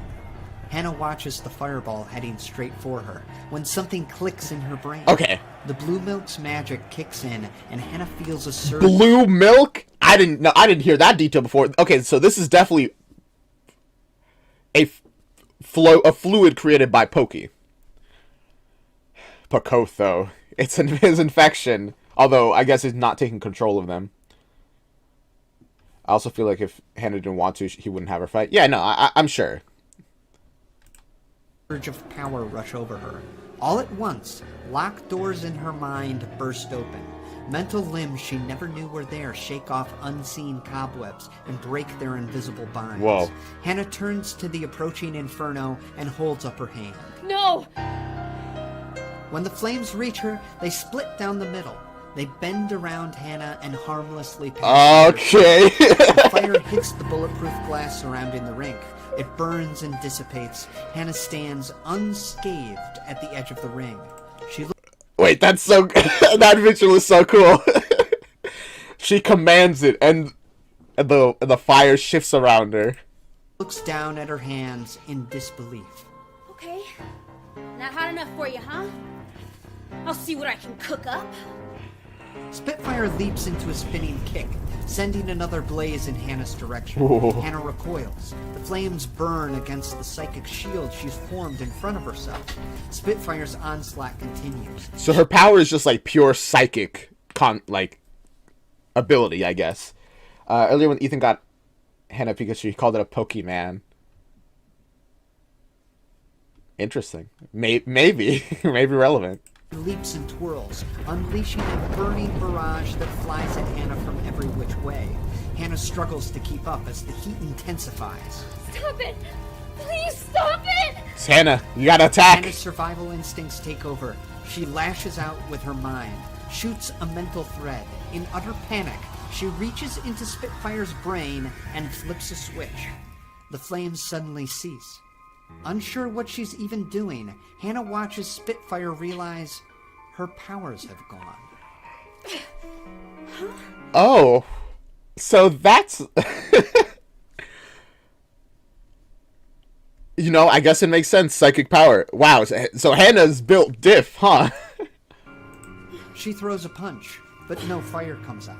She spins, kicking into the air. Nothing. Uh-oh. What is going on? What did you do to me? I don't know what I'm doing.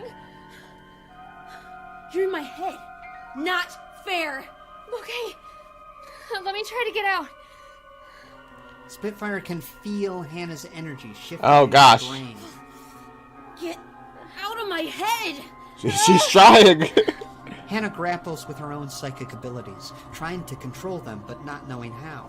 The mind milk courses through her. Yeah, 30 minutes is not a lot of time to figure out how to use a complicated ability like this. Synapses firing, exploding. In vain, she attempts to rip herself from Spitfire's brain. Probably not the good Force idea. flings Hannah backwards, knocking her onto the mat. Hannah's gaze falls to the crowd. Unable to stop, she starts reaching into their minds as well. One tuxedoed man watches the match with white knuckles. Hannah can hear his thoughts. What's wrong with Spitfire? I'm gonna lose my money. Oh. A woman hangs off his arm, watching him with disdain. She silently stews. God, this guy sweats like a pig. As soon as we're married, it's... Oh, gosh. Hannah rolls on the ground and her eyes fall to Ethan, whose panicked thoughts echo out. Oh no, Hannah, please be alright. This was a mistake. Lex is gonna kill me. I'm dead. I'm dead. I'm dead. Beside him, Eddie glares at Hannah with desperate anger, thinking, Get up, you little brat! Hannah's head whips in the opposite direction. Oh my gosh, this is why I wouldn't want telepathy. There's so many people thinking and thoughts at you, at themselves. It's oh my gosh, it would be so horrible. It's then she notices something she hadn't before. A private viewing box, back behind and above the stands. Oh. The windows are tinted, the room inside is dark, but not empty. Hannah can feel a presence inside. Something vast, something powerful, something more than human. Pokey watches from the stands? I I thought only, well, I mean, I was gonna say, I thought only Nibley could manifest, like, they said he was, like, unique, but I guess, what would humans know about what the Lords in Black can and can't do? Huh. What's he doing Unlike here? the rest of the crowd, it knows Hannah can read its mind, and it beckons her. Hello, Hannah. Huh? This is a puppet made by Nick Lang? Cool, thank you. Really cool puppet. While Hannah remains fixated on the private box, Spitfire shakes her head. Fine. If you won't let me use my powers, I'll use my fists. As Spitfire marches forward, Hannah can't look away from the darkened viewing room and the presence inside. Who are you? That's, well, they might introduce themselves just now. Rebirth. Otho. You'll be with us soon, Hannah. Come here. So Pacotho is death and rebirth? Spitfire rips Hannah out of the moment and back into the fight. She grabs Hannah by the arms and starts dragging her across the mat, toward the edge of the ring. Let me go! I will. Right off the edge. Hannah's eyes go wide. No, I need this money. Hannah thinks of Lex, and she knows it's time to start using her gift. Alright. Time to attack. I need to hit you now. Oh. She closes her eyes. What a polite, like, I'm gonna punch you now. Sorry, alright? Nick told a story once he was on a call with one of the casts and nearly burnt the puppet's mask on the oven because he forgot it was there. Oh my gosh. Lucky that didn't happen, I guess. Focuses. With immense effort, she takes control of her newfound mental limbs. She gathers her strength and strikes. I'm gonna The ground punch beneath you them starts to rumble. with my brain. The foundation of the building moans. The crowd falls silent.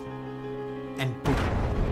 A blast of psychic energy erupts from Hannah's mind. Spitfire is flung backwards, tossed through the air. She slams against the glass barrier between the ring and the stands. The bulletproof shielding cracks as Hannah's mental wave crashes into Oh it. my gosh. Below her, the canvas-covered platform bursts to splinters. The glossy floor of the roller rink singes. The earth... Yeah, she's definitely on another level compared to everybody else. Around Hannah quakes, and all of Hatchetfield can feel it. Thud. Oh. Spitfire falls to the ground. They're gonna have to come up with some propaganda being like, hey guys, rest of Hatchetfield, don't worry about that. It was Clivesdale. They had a gas leak. It's like, F Clivesdale. Of course it's Clivesdale. The wind knocked out of her. Hannah opens her eyes, surrounded by the remains of the ring. The ropes and turnbuckles lying limp amidst a jagged web of debris. She stands and looks around at the bewildered God. crowd. For a moment, they all just sit there, shocked, awed, afraid. Then, they jump to their feet and howl.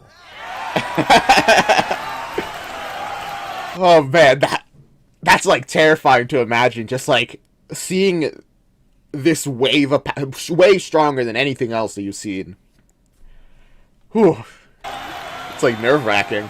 Back in the locker room, Hannah can feel the effects of the mind milk wearing off, but she's still amped on adrenaline, the thrill of victory, the cheers of the crowd, and the praise of a room full of kids. My question is, without the mind milk, how much of that can she do? Because like because it was described as like, you know, limbs that were covered in cobwebs, not ones that just were born. So you could probably do this stuff without the mind milk, but it probably takes a lot of training. How you're really supposed to do, I guess. They, the other competitors in this strange secret sport, rush up to Hannah, bombarding her with questions and admiration. How'd you do that? That was wicked, Yellow Jacket! Among the flood of pint-sized fighters in colorful costumes, All right. Daniel excitedly exclaims, I was in the bathroom and I missed it, but the room shook and I peed everywhere. The kids pat Hannah's back and shake her hand. You could be the champ, Yellow Jacket. That's... I mean, what a way to cheer, I guess. You could be the champ. But they all go quiet as the double doors swing open, and Oh. Spitfire walks in. Hey, Spitfire. She's bruised and bandaged and shaken from her flight across the rink. She stares at Hannah. Hannah swallows, unsure what to say.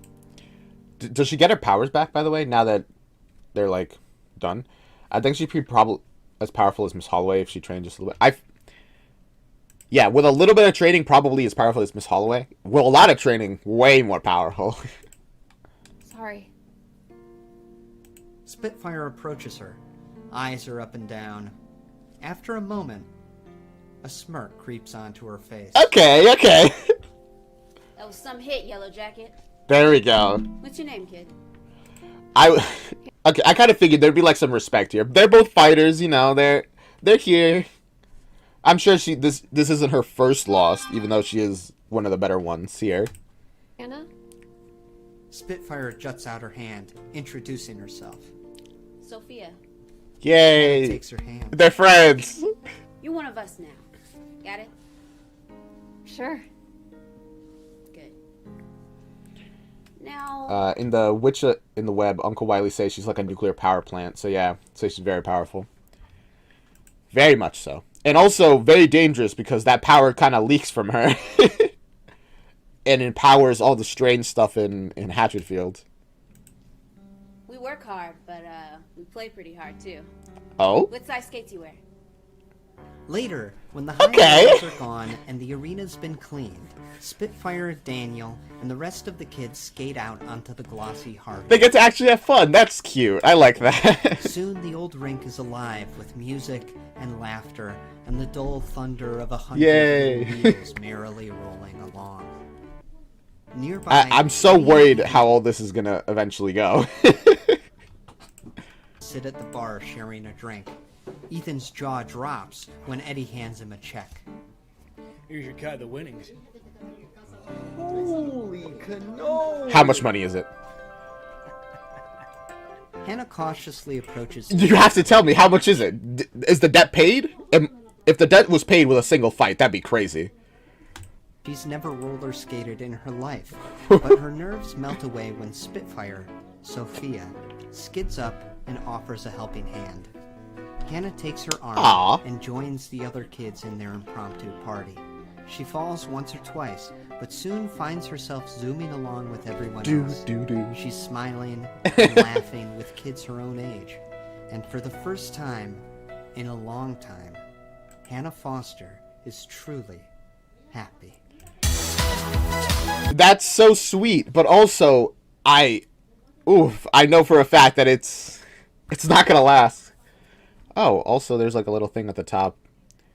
Get an album, huh? They got albums that you can buy. Support the original creators.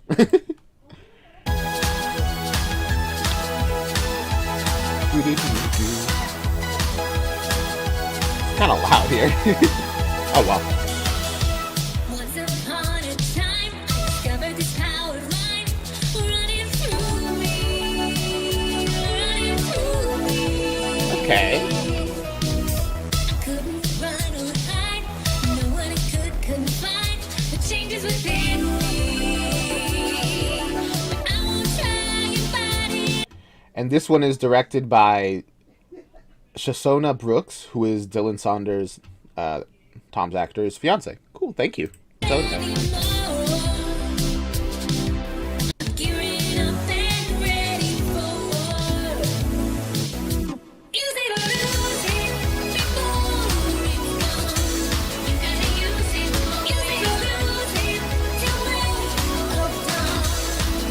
use it or lose it. Is that like literal in how the power works? As in, if you don't use it while growing up, if you don't use it, it'll literally just eventually fade.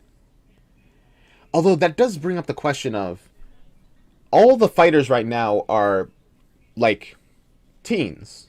What about, why aren't there any older ones?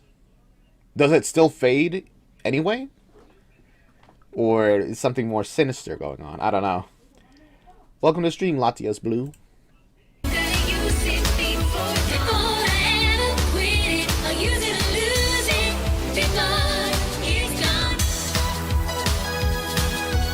But also, a very reasonable idea. Use it while you have it. Might as well make some money, you know?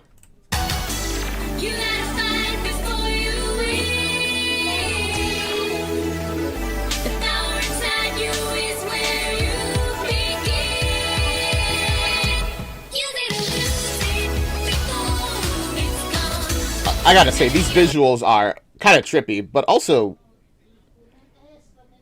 Well, I was gonna say cool, but also mainly just trippy, though.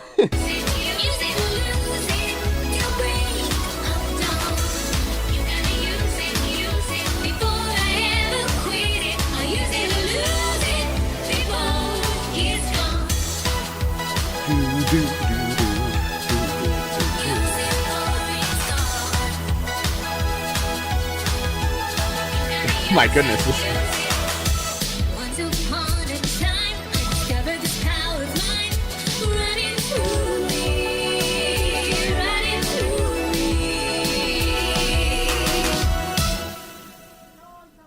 That's cool.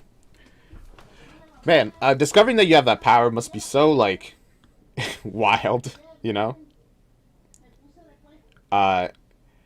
And very isolating. So this community that they have, like, as fighters, it must be so nice to find people that you can relate to and be like, yeah, we're not freaks. We're actually special, you know? The next day, Lex is finishing her shift at Toy Zone. She grabs her bag and heads to leave. Gosh. At the checkout counter, her boss... I gotta say, her camera is so laggy.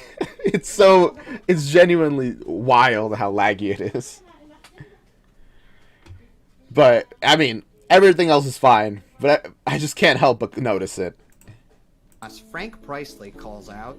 Oh, Excuse me, Alexandra. What? Your no good boyfriend called. And? Okay. He left you a message.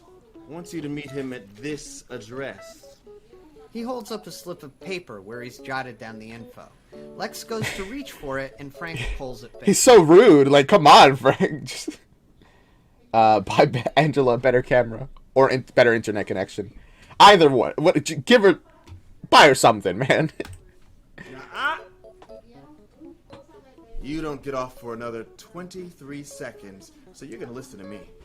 Oh my I don't know God. what Ethan's up to, if he's planning some kind of robbery or a drug sale, but a boy like that has no business in a place like this. Okay. Now you can go. Lex takes the paper and makes... My goodness, what a... He's so annoying. I'd be as miserable as Frank if Sherman was my son. You know what? That's very reasonable. That's... But even before that, Frank has a tendency to go from not that annoying to very annoying, depending on if you're his employee or not. for the door. But you think about what I said and tell him what I said. Tell him he needs a haircut. It's Will do, Frank. it's literally none of your business, Gotta Frank. go sell those drugs. If that's a joke, young lady, I didn't find it funny. It was kind of funny. She's gone. Frank shakes his head. It's tough being a positive role model. You said it, Dave.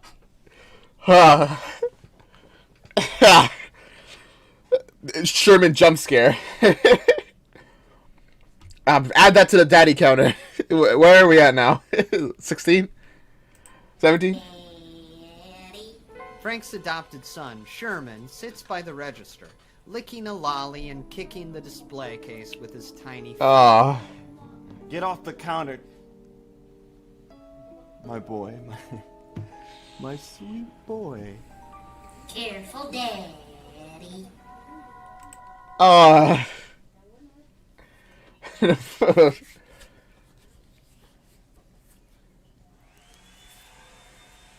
love to just go up to Frank someday and tell him Ethan's haircut is fine and whoever he is not a bad person. Would try. What number are we on? I think genuinely we're like 16 or 17 when it comes to the daddy counter.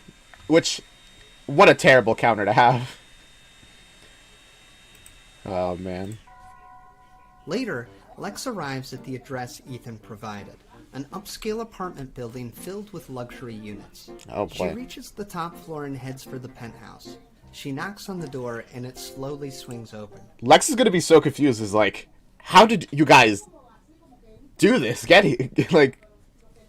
this place. You definitely tell Sherman to just grow up. I mean, I would support that, but Sherman might, decide to devour his lifespan if he does that. So it ain't easy being Frank. From within the apartment, she can hear voices and a loud vroom. She peeks inside. Wait. Huh? Are they playing with the remote control car that Hannah said they would never play with? The place is massive. The floor-to-ceiling windows look out over downtown Hatchetfield. But the decor is anything but high class. Toys and games of all kinds litter the apartment. And there... I mean, he's like, honestly, legit 7 right now. Yeah, I mean, sure, Sherman is actually 7. So maybe he is in an influential, like, a state where you can, like, influence him. Maybe. I don't know. Getting rid of Sherman somehow... That's probably the better choice. But also, if you mess up, you get your lifespan stolen and then turn to dust. So... high risk. Very high risk. In the living room, Hannah zooms across the glossy hardwood in a mini go-kart. That's even cooler. She cranks the wheel to one side and screeches... Literally so much cooler than the remote control car. ...to a stop. 32 seconds and new lap record! Let's go! Ethan notices Lex, smiles, and opens his arms. Hey, babe. Welcome home. Home? What? She walks in, baffled. She points to the skid marks left by Hannah's go-kart. Hannah, get out of there. You're messing up these people's floor. Lex is... How are they going to explain this to Lex? Are they going to tell her that Hannah is, being a fighter and fighting people for large sums of money? Or what? It's like, we're selling drugs. We're just straight up, we're selling drugs. That's what's actually happening.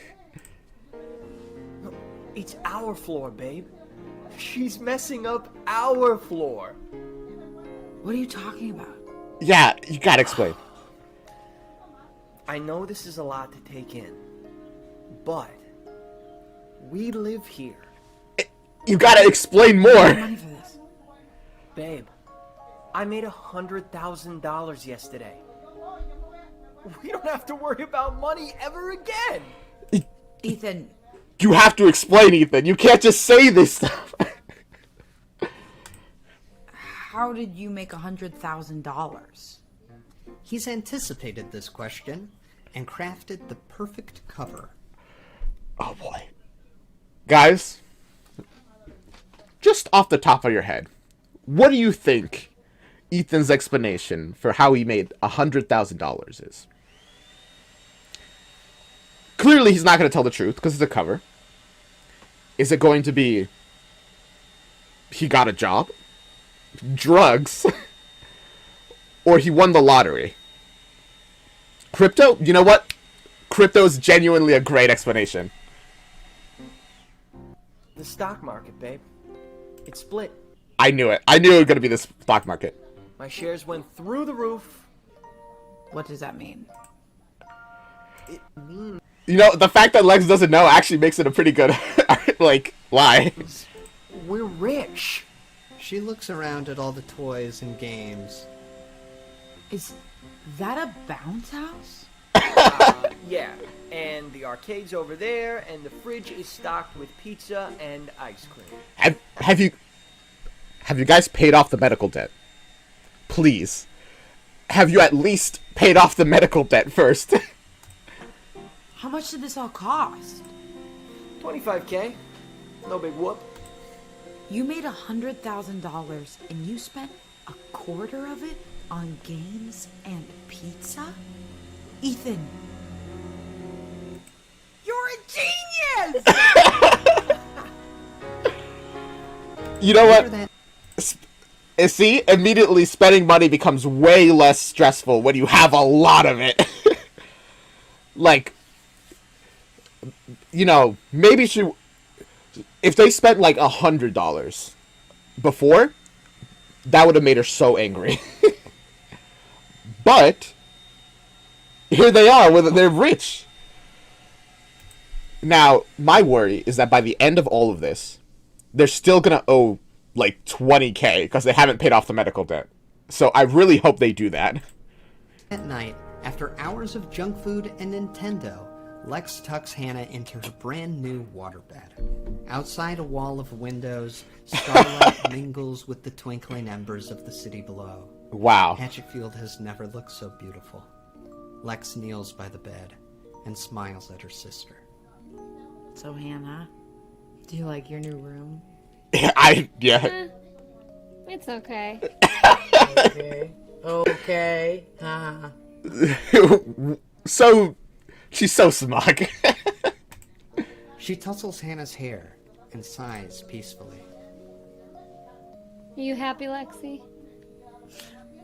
Are you kidding? They say you can't buy happiness. They're full of shit. They just paid. We bought it, banana. They're true. I mean, money can't buy happiness, but it's a lot better to cry in a Lamborghini than on the street. So,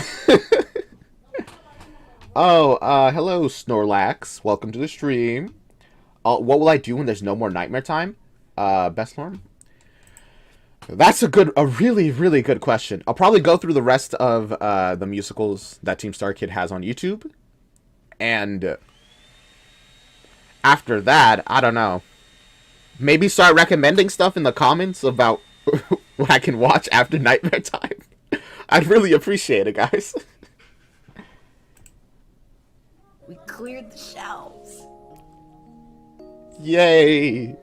Once Hannah's sound asleep, Lex joins Ethan in the master suite. She kicks off her boots as he lays out his grand plans. So, it's mainly a putting green right now, but, you know, put a basketball hoop over there, picture of my mother over there. Could be a decent bedroom. Where's the bed? Oh, I knew I forgot something.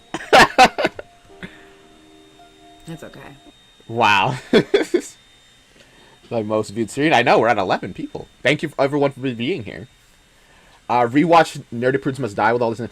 You know what? I actually did, in the summoning clip, I actually was thinking of going from, because I said I was going to watch The Guy Who Didn't Like Musicals again. So react to that, then react to, maybe I'll just go through the Hatchetfield trilogy again, but with all my knowledge now. I don't know. I think it would be way more interesting now that I have all this knowledge and stuff. That could be fun.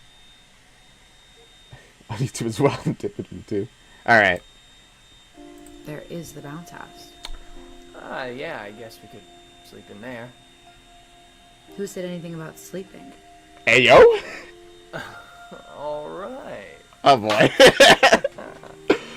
Money... Lex and Ethan lay Money resolves a lot of situations. in the bounce house, wrapped in a blanket. She nuzzles into his chest. He gazes down at her. I love seeing you smile. I live for that. You make me smile. All of this is... Me? Or the money? Well, you made the money. It was a joint effort. I will say, all of this is so sweet. It's my heart. I really love it. But it's just making me nervous. You know? Like, I'm getting increasingly... I'm, like, waiting for when everything goes bad. Because I know it will. We still have, like, 40 minutes left. So I'm, like... the nicer things are, the more I'm like, okay, how is this gonna go bad? Me and Hannah. And, you know, the stock market. The stock market. Hannah helped? Oh, yeah. Hannah, she's a natural with the stocks. Ah. Lex lays her head back down. A pretty decent lie. And honestly, she might be a natural with stocks if she just like predicts. It's like, use my powers. What will the stock win? Yeah, invest in Apple. There's also some TCB shows they could watch. It's a sister company of StarKids, and there are many overlapping actors. There's also Shipwrecked. Amazing. Sounds really cool. I would love to see that. Thinks for a moment. Now that we can afford it, I think I want to take Hannah back to St. Damien's. What for? I'm just thinking about that blackout she had. She sees things. She still talks to Webby. I just want to get her checked out. Ethan's thoughts return to the roller rink, the matches, the kids with powers. Lex. Yeah, okay, so this is actually a very reasonable thing for Lex to say, you know? She hasn't gotten her sister mental health because they just couldn't afford it, which is a sad truth in a lot of the US. A lot of people can't get help because they can't afford it. But also, they kind of need her to, like, be free so that she can use those mind powers. The human mind is a mysterious thing. Nobody really knows how it works. Pretty sure doctors do. Surgeons. I mean, they know, like, the physical stuff, but it's so complicated. Yeah, they know about some stuff, but not everything. Like ESP or precognition. What the fuck are you talking about? I'm just saying, what if Hannah has some kind of superpowers or something? That is a bit of a non sequitur. You know what? Ethan's a genius. I'm sure he has this. Like, what if somehow Webby is real? She's not. Yeah, but how do you know? I know. How do you know? Because Webby used to be my imaginary friend. You used to see Webby? Well, I pretended to. That's not... I was a lonely kid. That's not how imaginary friends work at all. Well, I guess they could work like that, but that doesn't make a lot of sense. You don't just pass them on. She used to play with me. Then I grew out of her. Hannah must have seen me and picked it up. Ethan remembers something Eddie said. Most people seem to grow out of it. He nods and smiles at Lex. Alright. Well, maybe Hannah will grow out of it too. Maybe when we're happy, she won't need Webby anymore. Yeah. Yeah, maybe. It's like they're like he's just dancing around the fact that this is a little more complicated than you think. But man. Huh. It's nice that he's trying to like probe the ground to be like, what if I told her the truth, like how willing is she to take it in? Turns out not very, but like who would be? You know, ESP and that kind of stuff is pretty, publicly accepted as just not being a thing. So it makes sense that she wouldn't be too convinced by it. Outside, even the possibility. The stars burn. Elsewhere, in a darkened room somewhere beneath Hatchet... What a intimidating way to say the stars are out, the stars burn. Like, objectively true, but... Oh boy. Field, a mysterious presence waits, biding its time. Bang, bang. There's a knocking at the heavy metal door. Those It eyes. slides open, and a sharp-faced man saunters inside. Hey there, champ. How the heck are you? Heard you watched the match the other day. Oh, he's the champion. He looks so good. Yeah, I'm like seeing his giant eyes, the mask. And like it's pretty clearly like a puppet as you look closer, but it's so cool. So he's the champion. I guess Pokotho has decided to make him his champion. And he's working directly through this guy. The competition? Will he work through Hannah if Hannah beats the champion? I love it. So, who do you want to fight next? We're thinking Spitfire. Spitfire is irrelevant. Once we fight Hannah Foster, all of this will be irrelevant. See, it worries me when you say cryptic things like that, pal. You have nothing to fear from us, Charles. What an honest thing. Like, hey man, I love your vibe, but wow, does it stress me out when you say stuff like that. Like, vibe, love it. Cryptic statements about the end of everything? Slightly less into that. I got one or two dead employees that might disagree with you on that, kiddo. Dead employees, huh? So Charles, or Charlie here, you may recognize him. He's actually in the Nerdy Prudes Must Die Hatchertown song. Oh, I didn't notice. I like you. I feel a real bond between us. And Lord knows you came with a hefty price tag. Some serious treasure. But you gotta understand something. I value my own life above all treasure.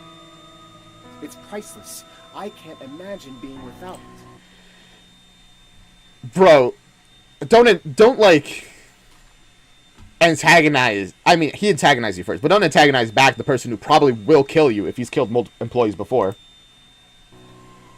I like how Pokey always talks in plural. Same in the guy who didn't like musicals. Oh my god, you're right. Surprises or veiled threats like that. And I press the button. The button? He holds up a small detonation device, running his thumb over the trigger mechanism. Then that little bomb in your head goes boom boom, buddy. That will never happen, Charles. I enjoy our partnership. Well, you just said I enjoy our partnership, so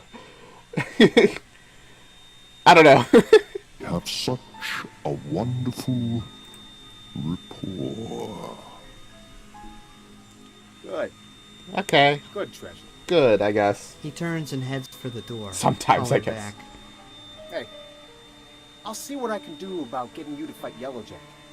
In the meantime, Spitfire is coming in hot.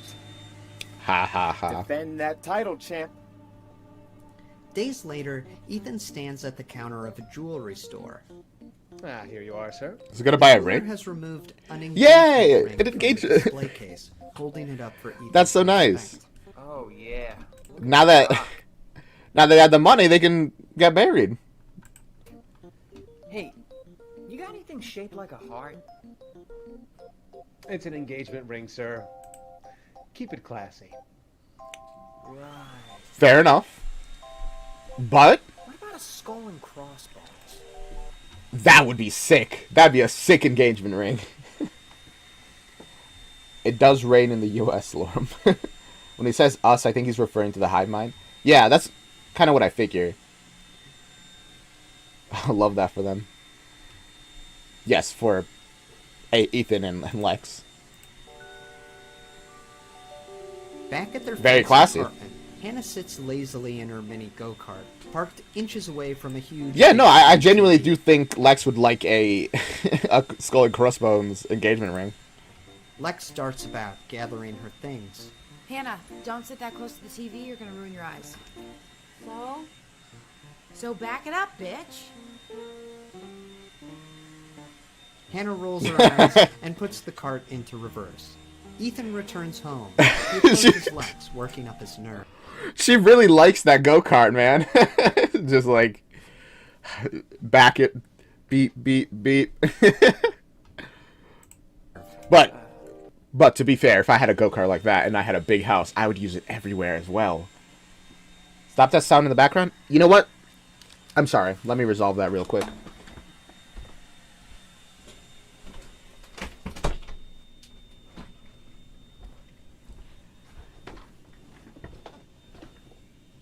I hope that helped at least a little bit. I'm very sorry. Hey, Lex, can I ask you a question? Make it quick. I'm late for work. Okay, sure. So, I've been thinking about you and me. Been together for a while. To be fair, she's about to go to work. This might not be the best time. You could probably find a little more, like a better vibe or time for. It's fine. I don't like anybody better than you. No, I don't think you like anybody better than me. And if you do, they're dead. He's struggling. The TV's distracting him. Hannah, can you turn that down? You know what? I want you to remember this. Let's go in the kitchen. It's nice in there. Moments later, Okay. They're in the kitchen. Okay. This is better. Just ignore the dishes. I'll do them later. Because, you know, I'm your... Go, Ethan. But man, is this not going well. You gotta set up the vibe a little more than this, you know? man. Well, I would say. I love you. I honor you. So, what would you think if we... You know... Uh-huh. I don't. Ding dong. The apartment's doorbell rings. Alright. Well, we'll do this another day, I guess. He tries to push forward. He takes Lex's hand. Alexandra Foster. Full name? Would you make me the happiest guy in Hatchetfield? Ding dong. The bell rings again. I'm gonna get that. No! I'll get it. Ethan pulls open the front door. What? Standing in the hall is Eddie. Hey, Eddie. He tips back his hat. Been a minute. His gold tooth sparkles. Hey, big spender. Spend a little time on me. Hey, Eddie. 1 second. They probably don't want him to be... They don't want Lex to know. His brain's not braining. This is perfect for the two... You know what? You're right. This is probably... If he actually got to finish his, like, proposal, this probably would be perfect for them. If he finished it. Ethan turns back to Lex, who stands at the end of the hall, stuffing things into her bag. Who's that? It's my, stockbroker. Whoa. Ethan squeezes out into the hall and softly closes the door behind him. Never mind that. What's up? Yellow Jacket up for another match? There's one pretty sweet pot on the line. We're kind of in the middle of something here, so... I mean, I think you're gonna have to agree, because after you do one fight, and she dominated that fight, so the next fight probably will go easy as well, as far as they're aware. And also, $100,000 is good, but once you start spending like they're spending, it goes away fast. Just how normal amounts of money goes away really, really fast. I'm ready. The front door bursts open, and Hannah comes marching out. There's my little star. Oh boy. Let's go size up your opponent. He puts a hand on Hannah's shoulder and starts leading her toward the elevator. Lex is gonna come out and be really... Wait. Now? Now. Now?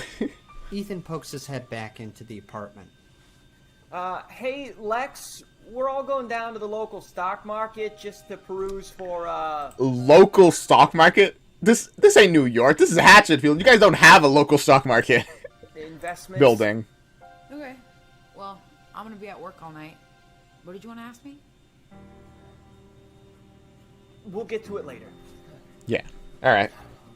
At the Hatchetfield Rollerama. If Lex ever looks up, like, where's the stock market place that you guys go to? I can't find anything. They'd be like, oh. The crowd mingles, drinks, and places their bets on the upcoming fight. This lie is not going when well. the double doors open and Hannah struts in, she's cheered like a bona fide celebrity. It's Yellow Jacket! It's Yellow Jacket! Yellow Don't. Jacket! Yeah! She waves to her fans and crosses the room to a roped-off section of the stands where the other kids are sitting. They see her and light up. There we go. Hey, guys. You here for Sophia's match? She's taking on the champ. I hope she kicks his butt. The champ? Hey, Hannah. This is gonna be really bad, actually. I feel like we're about to watch Sophia get, like, murdered on stage. Over here. She turns to find Eddie waving her down. She takes a seat in the back by Eddie and Ethan. The crowd files in around them. In the enclosed ring, Spitfire stretches, looking anxious. Hannah can feel Sophia's gut fluttering, her fear growing. Ladies and gentlemen, you've seen her bring in the heat. Tonight, Spitfire takes on the undefeated champion of the ring, the Lord of the Leaderboard. Lord? That masked menace here to give his opponents the blues.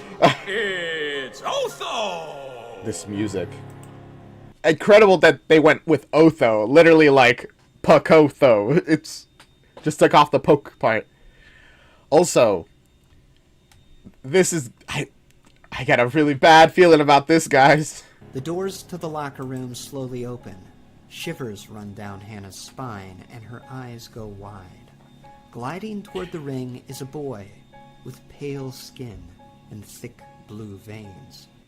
Hannah knows him. She's seen his face before. No, not face. Oh my gosh, the eyes and mask. It's so... The way the eyes just, like, move, like the eyelids, it's so unnatural. Mask.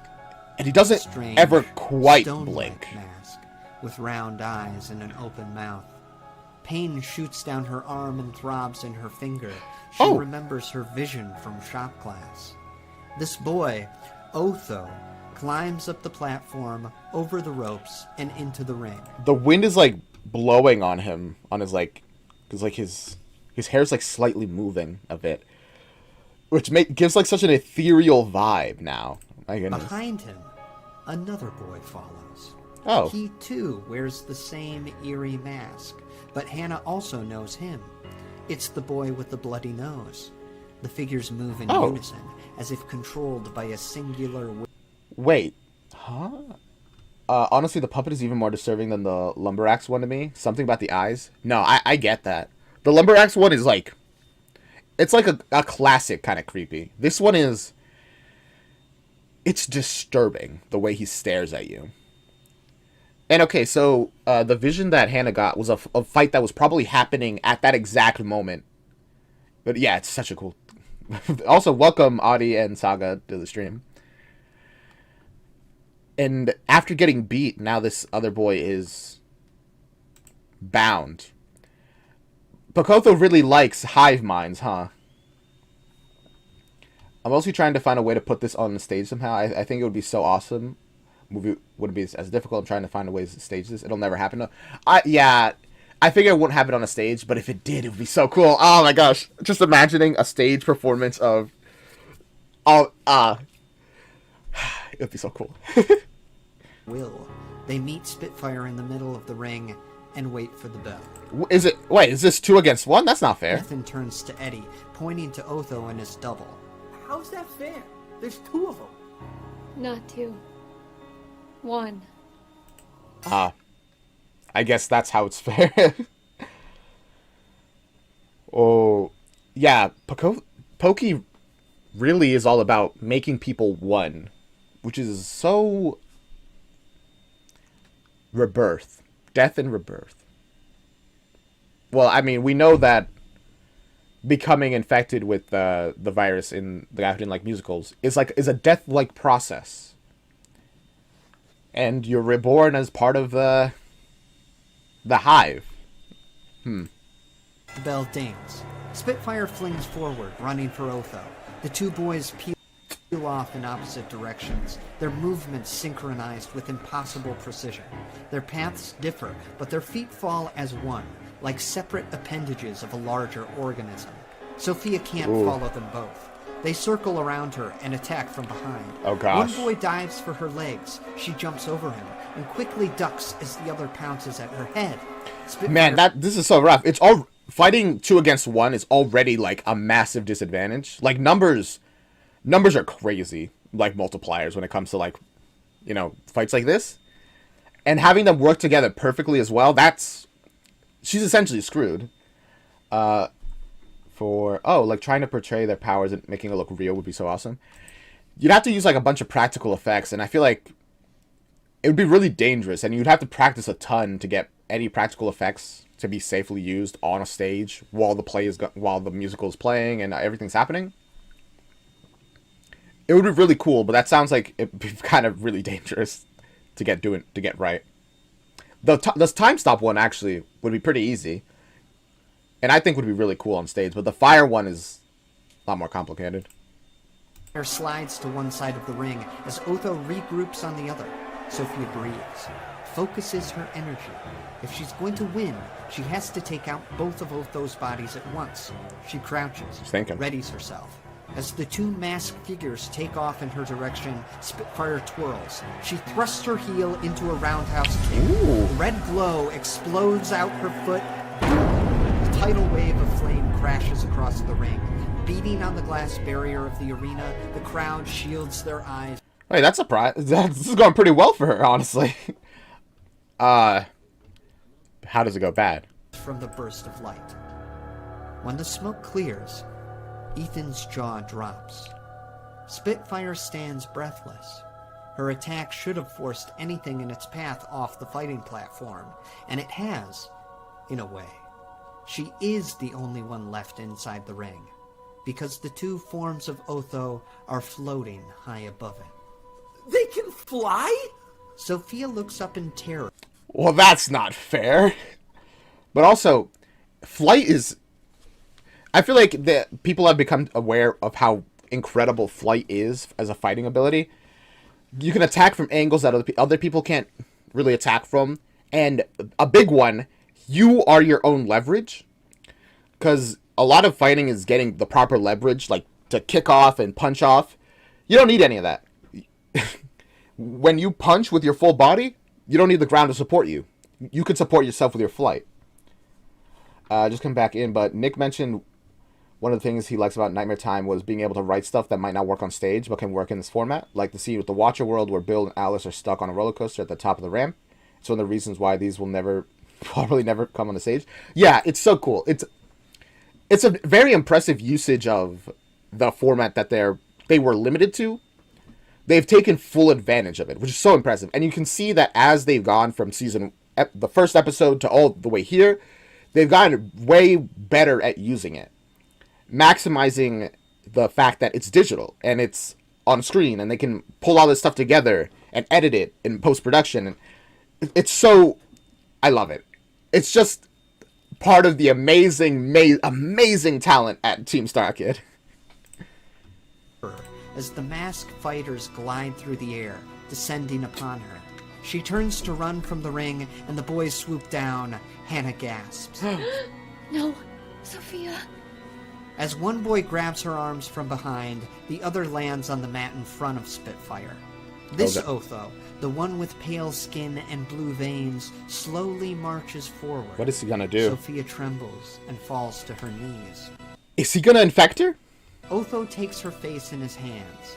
Tears roll down her cheeks as a piercing tone fills her ears.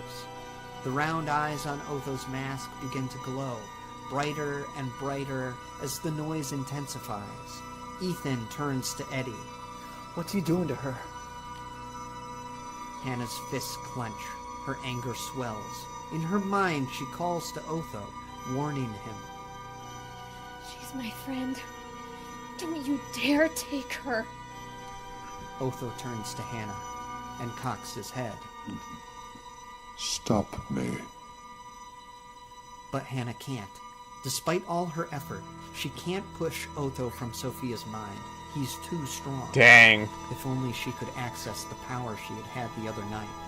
When she had the mind melt. When she made the earth itself quake. She needs the milk. She needs the milk to unleash her powers. Oh, no.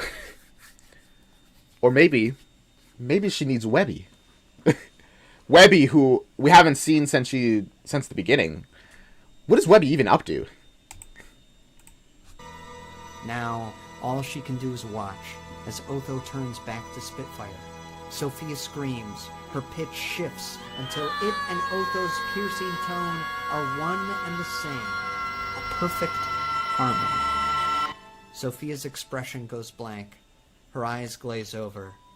She's not Sophia anymore. Otho lets go of her head. She slowly stands and makes her way to the edge of the ring. In his seat, Yeah. Eddie sinks. That's kind of what I expected. There's no Sophia. There's just Otho. Damn. There goes another one. Spitfire, or Otho's third form, hops over the ropes and out of bounds. Game, set, match. Otho wins. Oh. The boy turns to Hannah. The glow fades from his mask's empty eyes. Without speaking, he tells her. Wait, so when he does this, does he just get to keep them and they're just like permanently gone, and he only limits himself to having one assistant? Because I feel like he probably has a ton of people that he's claimed that could be, you know, fighting in the ring. But I feel like after like even just 3 people, it gets a little crazily unfair. Valerie, let's say Webby's doing just fine so far. I mean, I'm sure she is. She might be not very happy that Hannah's taking the mind milk, though. I'll take them all. I'll eat them, Hannah. I'll eat them right the fuck up. There's something goofy about the way the Lords in Black talk. They're always like, I'll blank the F up.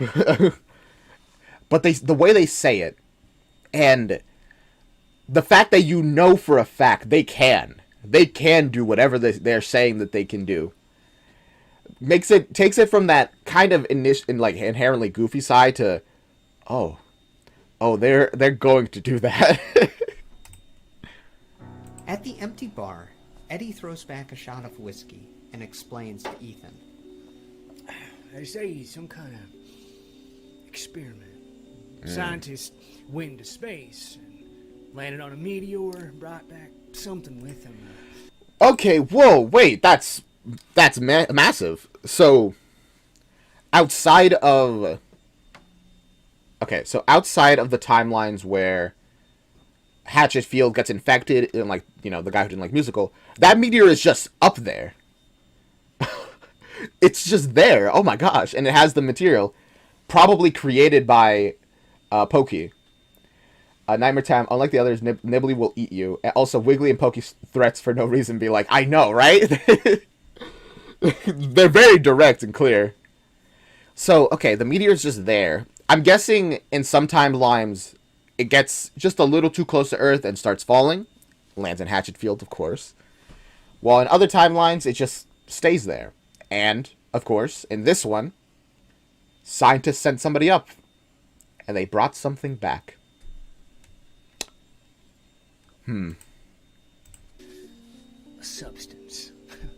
And they spliced it with human DNA. Why? In the lab. Why, though? First, he could just control his opponents. The question is, like, why would he even do that? Mess with their minds. Then, about a month ago, he pulls out this new finishing move. Okay, that answers my question about, like, I figured that he was like a Pokemon trainer. He would limit himself to only a certain amount of people. No, this is just a new thing that he's unlocked. He absorbs them. Becomes them. He kills them? Well, not technically. Their hearts are still beating. They eat. They breathe. But nobody's home. Ooh. Which is murder. What would ever possess someone to let their kid into the ring with that thing? I mean, it's definitely still murder, even though the body's alive. I describe, you know, ego death as just as bad, if not worse, than normal death. Treasure. Good treasure. And great coin. Oh, approaching, Charles. Flanked by bouncers and bodyguards, is a sharp-faced man. His suit's expensive, his smile's unnerving. He grabs Ethan's hand and shakes it fiercely. How you doing, Ethan? My name's Charles, but I want you to call me Chuck. Is that all right with you? No. Hey, love the jacket. I'm gonna get one myself. We'll be twins. Who's this clown? Thank you so much, Ethan. I was thinking the exact same thing. Ethan, watch your mouth. He really has that vibe. Hey, yeah, he didn't mean anything by it, Chuck. He's just a dumb kid. Hey, Eddie, could you do me a favor and get your nose out of my ass? It's uncomfortable. Go take a walk. I thought we were gonna talk business. Ethan and I have business, Eddie. You found me a good one, and now I don't need you, so take a walk right out of town. The bouncer places a huge Wow. hand on Eddie's shoulder. Yeah, again. Chip Lucky. He's like the worst kind of person. He's but honestly, you could tell just from the way he's talking. Say goodbye to Eddie. Where are you taking me? Bruno and a few armed bodyguards lead Eddie outside. You'll never see him again. Now, Ethan, I know you're a very busy man, and I don't want to waste any more of your time. So I'm going to make this short and sweet. How much? How much what? Money. Moolah, cash, dinero. Treasure. Good treasure. What'll it take? Why do you call it treasure? Like, yeah, sure, it's money and it's treasure, but like, why do you say that? It's it really annoys me for some reason. Take to get your yellow jacket in the ring with my boy Otho. Now, I'm not talking prize money. I'm talking a personal gift. No strings attached. How about a cool 10? 10? Ah, you caught me trying to lowball you. 10 million is certainly not enough. 30? You're offering us $30 million? That's way more than the prize money. I don't care about prizes, Ethan. I'm here for R&D. Otho was a very big investment, and I... Oh boy. Yes, sir. You're implying you're about to off an employee. Definitely makes me want to work with you. Yeah, I know, right? It's like, I mean, only the best business partners are willing to kill their business partners. Makes it very trustworthy. Oh my goodness. But 30 million, that's a lot of money. That's a crazy... But here's the thing. If you win, will you still get that money? Because I feel like if they fight, it's not going to be a normal fight. It's going to be to the death. Hopefully Hannah wins. But if you kill this big investment, as Charles was saying, I feel like this guy who definitely just killed an employee would probably not let that slide, to be real. I want to see just how powerful he really is. Hannah's got something. She might even win. You and Lex are millionaires either way. Listen, buddy. I love Hannah like she was my own kid. No amount of money could convince me to let this fight happen. You sound just like Spitfire's dad. He broke it. Oh boy. Here's the thing. Ethan's actually responsible when it comes to protecting Hannah. I realized that I like the word actually. Yeah. He is responsible enough. It's a little irresponsible to let her join this fighting ring at all, but also Hannah's strong. They really need the money. So it's not unrealistic. But this fight where there's an actual real threat of not only she will die. Sure, not technically death, but she will die if she loses. That's completely different from any other kind of thing. He broke at 50 million. Okay, but the reason I paused and the reason I wanted to point this out is that for a lot of people there is a point where there is enough money. There's two types of people. People who will eventually break, and people who just won't. And for the people who will eventually break, like $1 quadrillion around there is where anyone who will break does break. And anyone who goes past that just isn't gonna break ever. Because no amount of money will be enough for them. 50 billion is way lower than that. 50 million. Would that do it? As more guards creep in from all around, Ethan turns to Charles, making his stand. It could be 50. It could be 60. I still wouldn't ever. Then something goes funny in Ethan's brain. Huh? Thoughts that aren't his push their way through his cerebellum and out his mouth. He's lost control, and someone else has taken the wheel. Someone with a counteroffer. 100. 100 million. Wait, what? That's not fair! Come on, man! What the heck? Yeah, Ethan. Oh my gosh, Pokey's a cheater. But I guess what can you expect from the Lords in Black, huh? Never mind. I know, right? He's not. So yeah. Ethan's definitely not letting this happen. Boom! Immediately. Done. Don't spend it all in one place.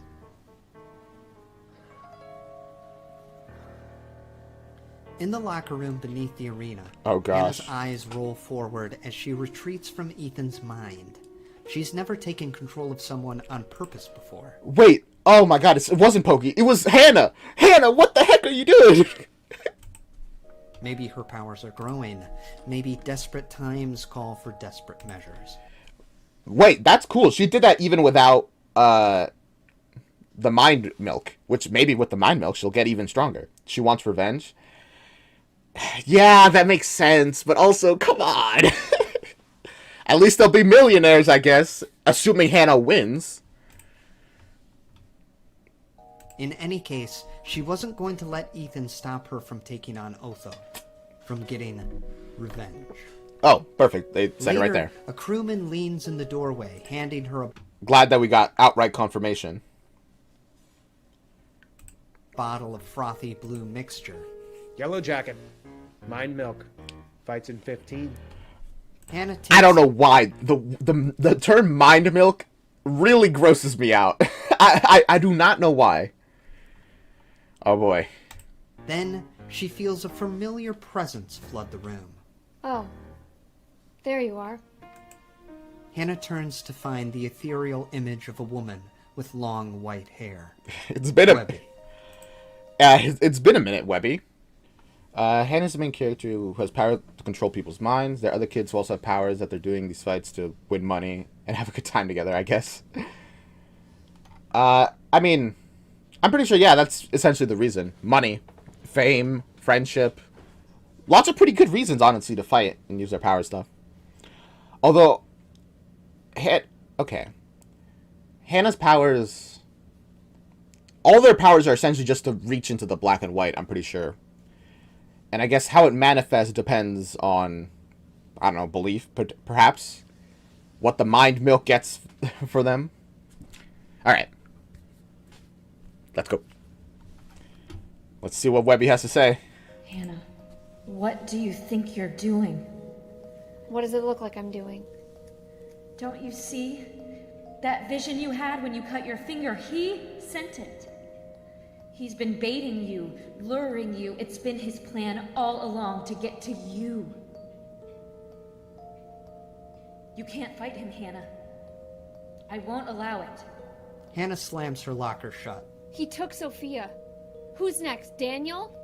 How many should I let him kill? If he takes over your mind and gets your power, he'll kill all the kids. Everywhere. He's contained in Otho now, trapped in a human shell. Absorbing you will set him free. And if he's let out now... Okay. So, interesting.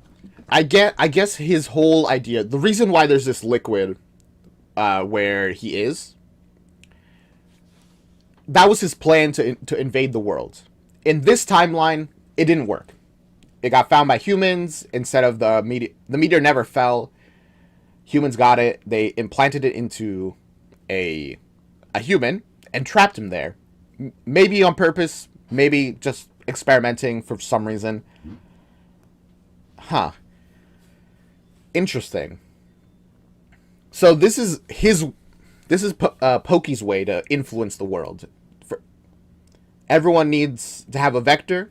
For Wiggly, it was the toys.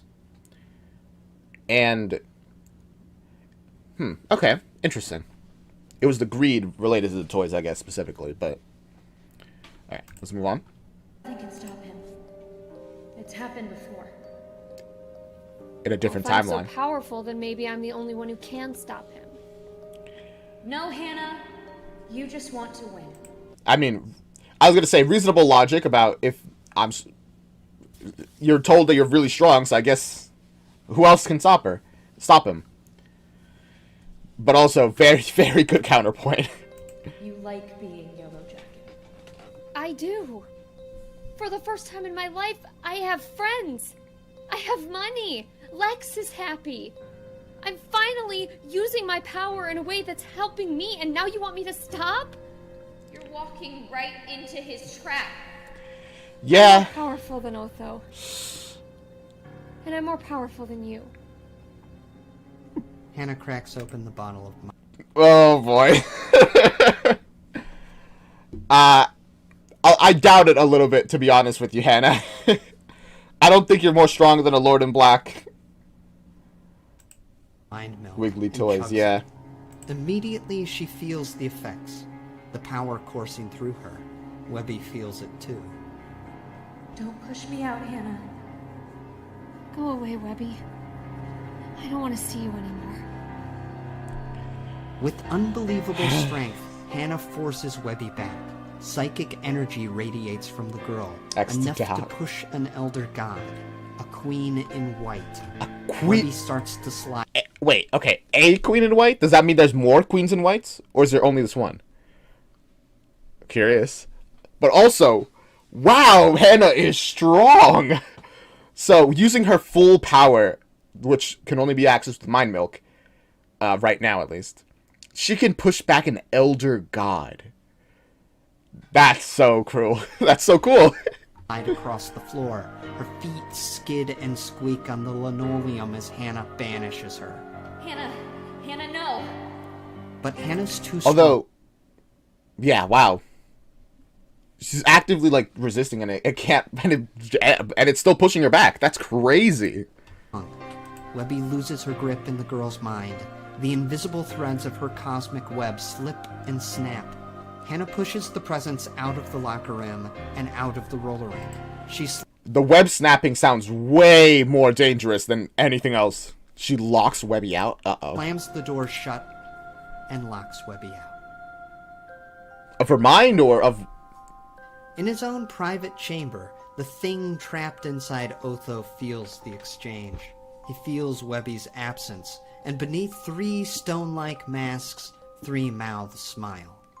The heavy metal door creaks open, and Charles steps in. Hey, good luck out there, champ.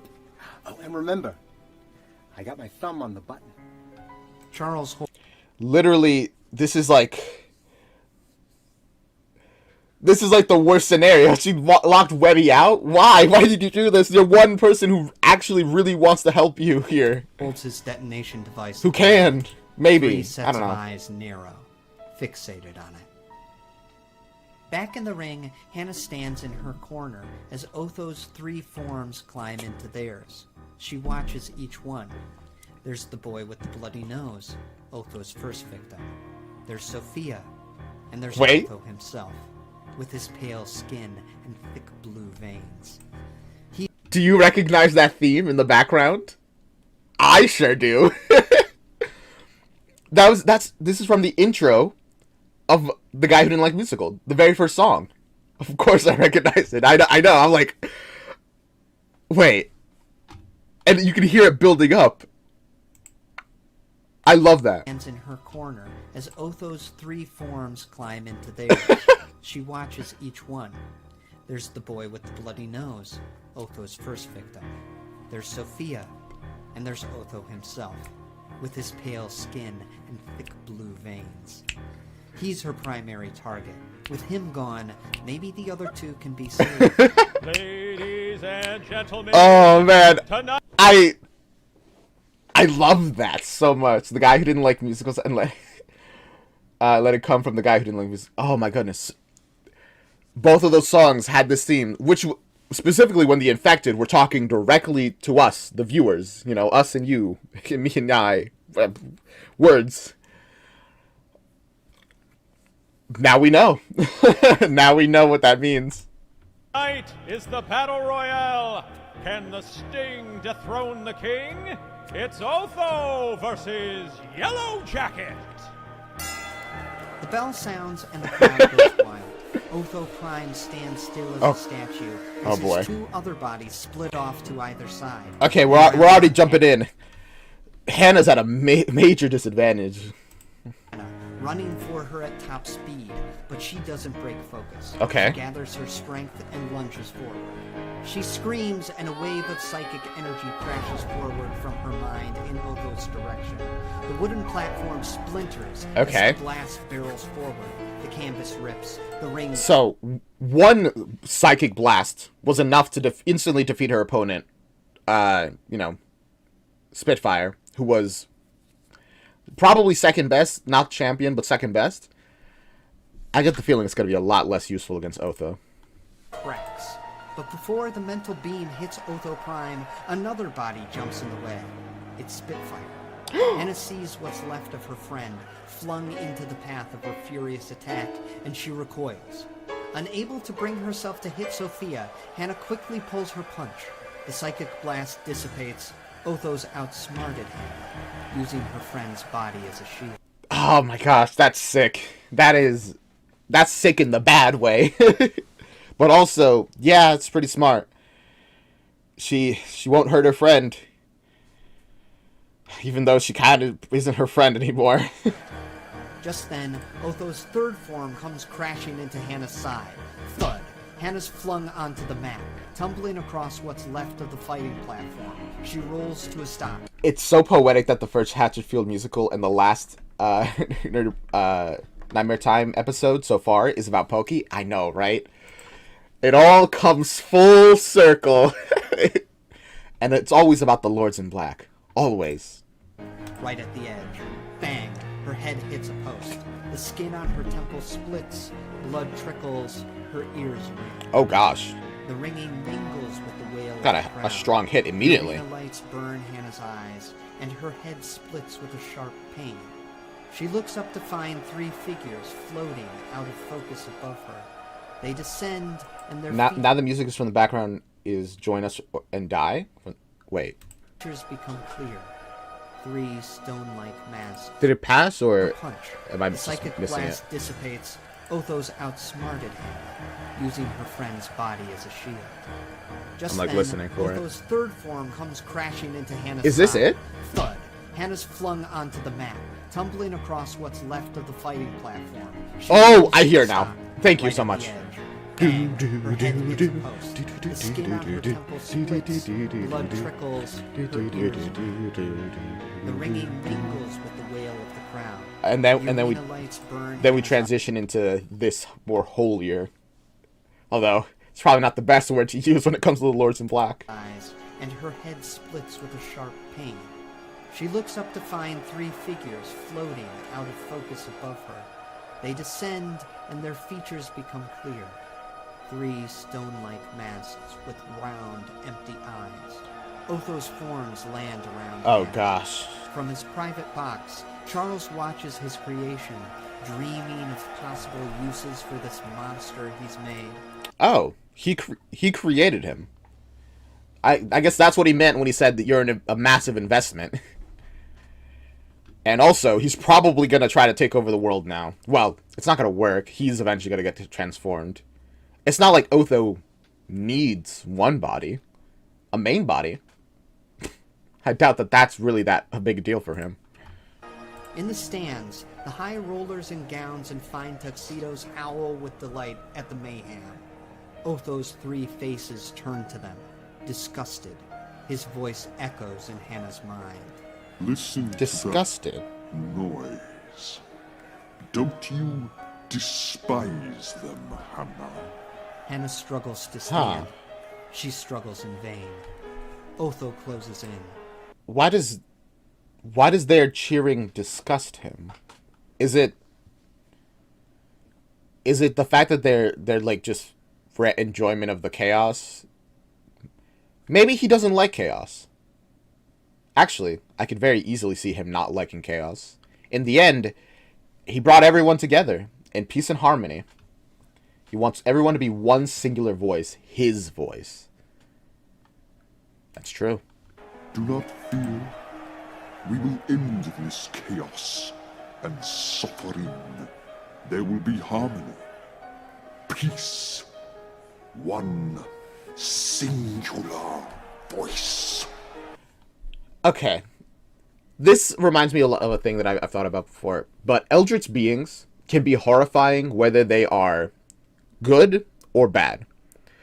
And the good ones are just as terrifying, you know?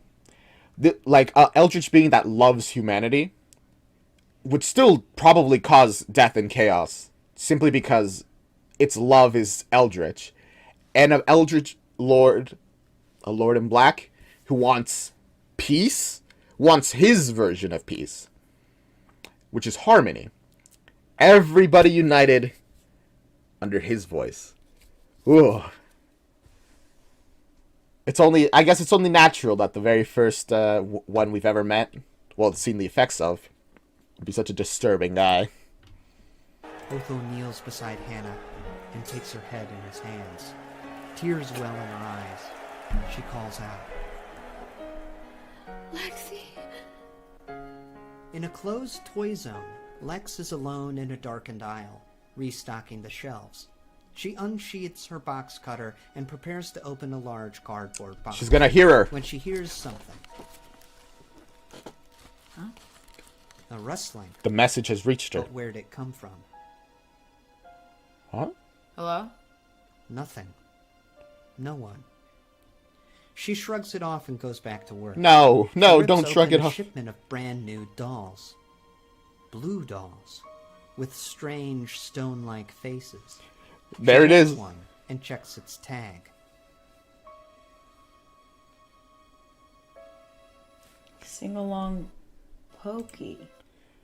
Why? Why is it always through the toys, man? It's apparently like the most effective way to do it. But if you sing along with the toy, I guess you hear. It's a freaky little thing. She goes to put the doll on a shelf to find that it's already full of them. What? Huh. Lex drops the toy in shock. She backs away and bumps into the shelf behind. Okay, so this is like a... Is this real? Is this an illusion? Is this... Or is Hannah so powerful that you can just warp reality? Did these toys not exist a moment ago? Behind her, she spins and sees that all the shelves are full of Pokey dolls. What? Something grabs her leg. She looks down. It's the doll she dropped. Its head tilts up. Its round, empty eyes stare at her. Oh, gosh. She recoils in terror, knocking over the cardboard box. The Pokey dolls spill across the floor and start crawling. Crawling toward What's happening? A voice echoes from their open mouths. She tries to run, but the dolls jump off the shelves, raining onto her, engulfing her. Frank, somebody. What's with this random nightmare scenario? My goodness. I thought Lexi was gonna get a voice from Hannah. Help me! She's pushed to the ground. Hundreds of dolls pin her down. One crawls onto her Wait, chest. I got an idea. Forward and thick blue goo. The blue goo. Oh my gosh. Is Webby about to save the day? Spills from its mouth. It oozes from the cracks in its stone-like face. Lex tries to scream. Don't make that. Sludge fills her mouth. Don't make that noise in my ears. My goodness, that was disgusting. And eyes. Slime pours from all the dolls, filling the aisle, conjugating into a bubbling, oily stream. Lex thrashes and kicks, but still she sinks. Down, down, into the deep, dark blue. Did she just get taken? Then, nothing. Her eyes flutter open. Lex finds Oh, herself she's been pulled into the black. Uh-oh. in an endless black abyss. The dolls are gone. Were they ever really there? Or a vision? A warning? What Lex does feel is a familiar presence, and she hears a voice. I honestly thought I missed a good part when I left for a minute and realized I didn't. Yeah, no, it was just a sudden... Things changed suddenly. Was that... Okay, it was a vision. I guess... If Pokey wins, if Otho wins, I guess, and takes Hannah, they can spread their influence with the toys. Instead of doing the whole, just infecting a bunch of people, probably because it's a little he's still bound to one body, so he can't spread himself as easily. The toys are a second best way to do it. Okay. One she has not heard in a very long time. Hi, Lexi. Remember me? Webby, thank you. Standing there before Lex is an ethereal woman with long white hair. No, you're not real. Hannah's in trouble, Lex. Everyone's in trouble. Yeah. In Webby's hand is the blue doll. She turns it over. He might not be the hungriest, or the cleverest, or the trickiest, or the most sadistic. But of all my brothers, Pokey is the most uncompromising. Yeah, that makes sense. He wants order. His order. And to accomplish that, you can't submit to other, or like, back down on anything. He hates every voice that's not his own. He wants everything dead but him. Webby lets go of the doll, and it burns away in a burst of blue embers. Ooh. She turns to Lex. That's cool. I'm sending you there, Lexi. But I need your help to do it. Webby? Do you remember your power? Reach through the black and white. The roller wall. Can you see it? Oh, is that specifically Lexi's ability to reach it? Okay. Interesting. So her specific ability is reaching into the black and white and, like, doing stuff. Teleporting, grabbing stuff from it. Okay, that's cool. And, well, Hannah's ability is to see, I guess. And that's a lot of stuff with that. Or just psychic in general. Lex closes her eyes. She focuses. Yeah, I can see it. Go. She touches Lex. A flash of light. Okay. Now. Then the roar of the crowd. In what part of the fight is she appearing? Lex suddenly stands in the center of the old roller rink, atop a busted fighting platform. Oh. She whirls around, taking in the howling spectacle. She's just right there in the middle of the ring. I mean, I guess the doors would be locked, so yeah, good thing. In his private box, Charles leans forward in his chair. He stares in awe at the young woman who's appeared from nowhere. Would you look at that? Here comes a new challenger. You want me to get her out of there, Just boss? Relax, Bruno. Enjoy the show. I was gonna be like, oh, you're just allowing this? She's just appearing. Okay, fair enough, I guess. Back in the ring, Hannah spots her sister through tears. Lexi? Lex sees Hannah, bruised and bloodied, in the grasp of Otho. He and his two vessels turn their masked faces to Lex in perfect unison. Fury stirs in Otho's black heart. His voice booms in Hannah's mind. I will not allow your sister or mine to interfere. So because they immediately realized, oh my goodness, Webby is at it again, getting in my way. Extra bodies jump into action. The boy with the bloody nose runs the rim of the rink, heading for Lex. Spitfire leaps into a spinning kick. Blue flames fly from her heel. Oh my goodness. Shit! It ignites the debris around Lex, trapping her in a ring of fire. Yeah. The bloody-nosed boy hurls himself through the... You know, I understand the situation was a little tense, but it would be really nice if Webby had given her just a tiny bit of a forewarning before sending her in. It would have been really nice, you know? He crashes into Lex, knocking the wind from her lungs. With Spitfire's powers at his command, Lex held at bay, and Hannah in his clutches, Otho turns back to the girl. The round eyes in his mask begin to glow. A brilliant neon blue. He gazes down at Hannah's horrified expression. It is not death that awaits you, Hannah, but godhood. When your power is mine, we will seize Hatchetfield in an instant. I mean, to be fair, for him there probably isn't any difference. But for us, it's very much death. Take this world and all worlds. Rejoice, Hannah. Your apotheosis is upon you. Whoa, wait. Your apotheosis is upon you. That changes the context of that line so much. That baby says that was the end of the trailer for season 2. Can you imagine the hype?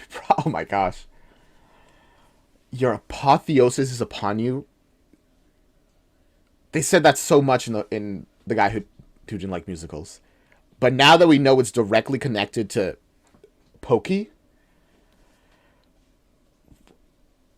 yeah, it's to ascend to godhood. Becoming one with Pokey would be ascending to godhood. Wow. Oh, whoops. I just realized chat is unloaded. Sorry about that. Hannah will be gone. What's bad about that? I mean, from a certain perspective, I guess nothing, if you accept that you have to lose your personhood for that. As his eyes glow brighter and brighter, No, don't Otho lag on emits me. a piercing tone. The pitch of Hannah's scream begins to shift.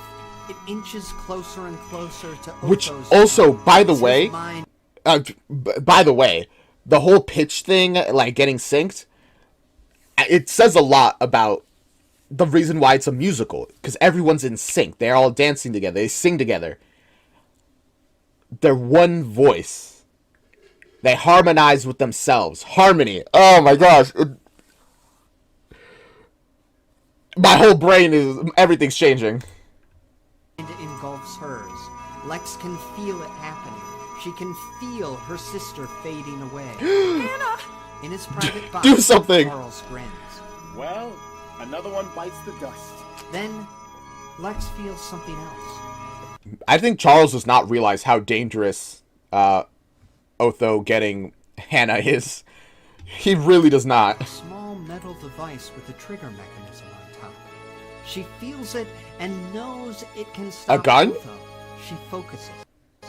She reaches through the black and white. She takes hold of the detonator Oh, and pulls it the from detonator. Charles's pocket. Through space, through time, and into the ring. Let's It's go! Otho sees it. I genuinely thought he was going to pull out... Oh my gosh, the eyes. Genuinely thought she was going to just pull out a Glock and go bang, bang. But I guess the detonator that has been referenced like a dozen times would make more sense. So does Charles. How did she... He feels his empty pocket. Otho whimpers. Not fair. Lex jams the button on the detonation device. Not fair, bro. Splatter. The bomb in Otho's head explodes. Blue ooze and chunks of gray go flying. The creature's headless body drops to the floor, dead. Spitfire and the boy with the bloody nose also fall, like puppets cut from their strings. Will they be okay? Unlike Otho, they're still breathing. With Hannah safe, Lex lets out a... Okay, so... Interesting. I guess Otho does need his main body. Because he's been bound to a single human body, he does need... to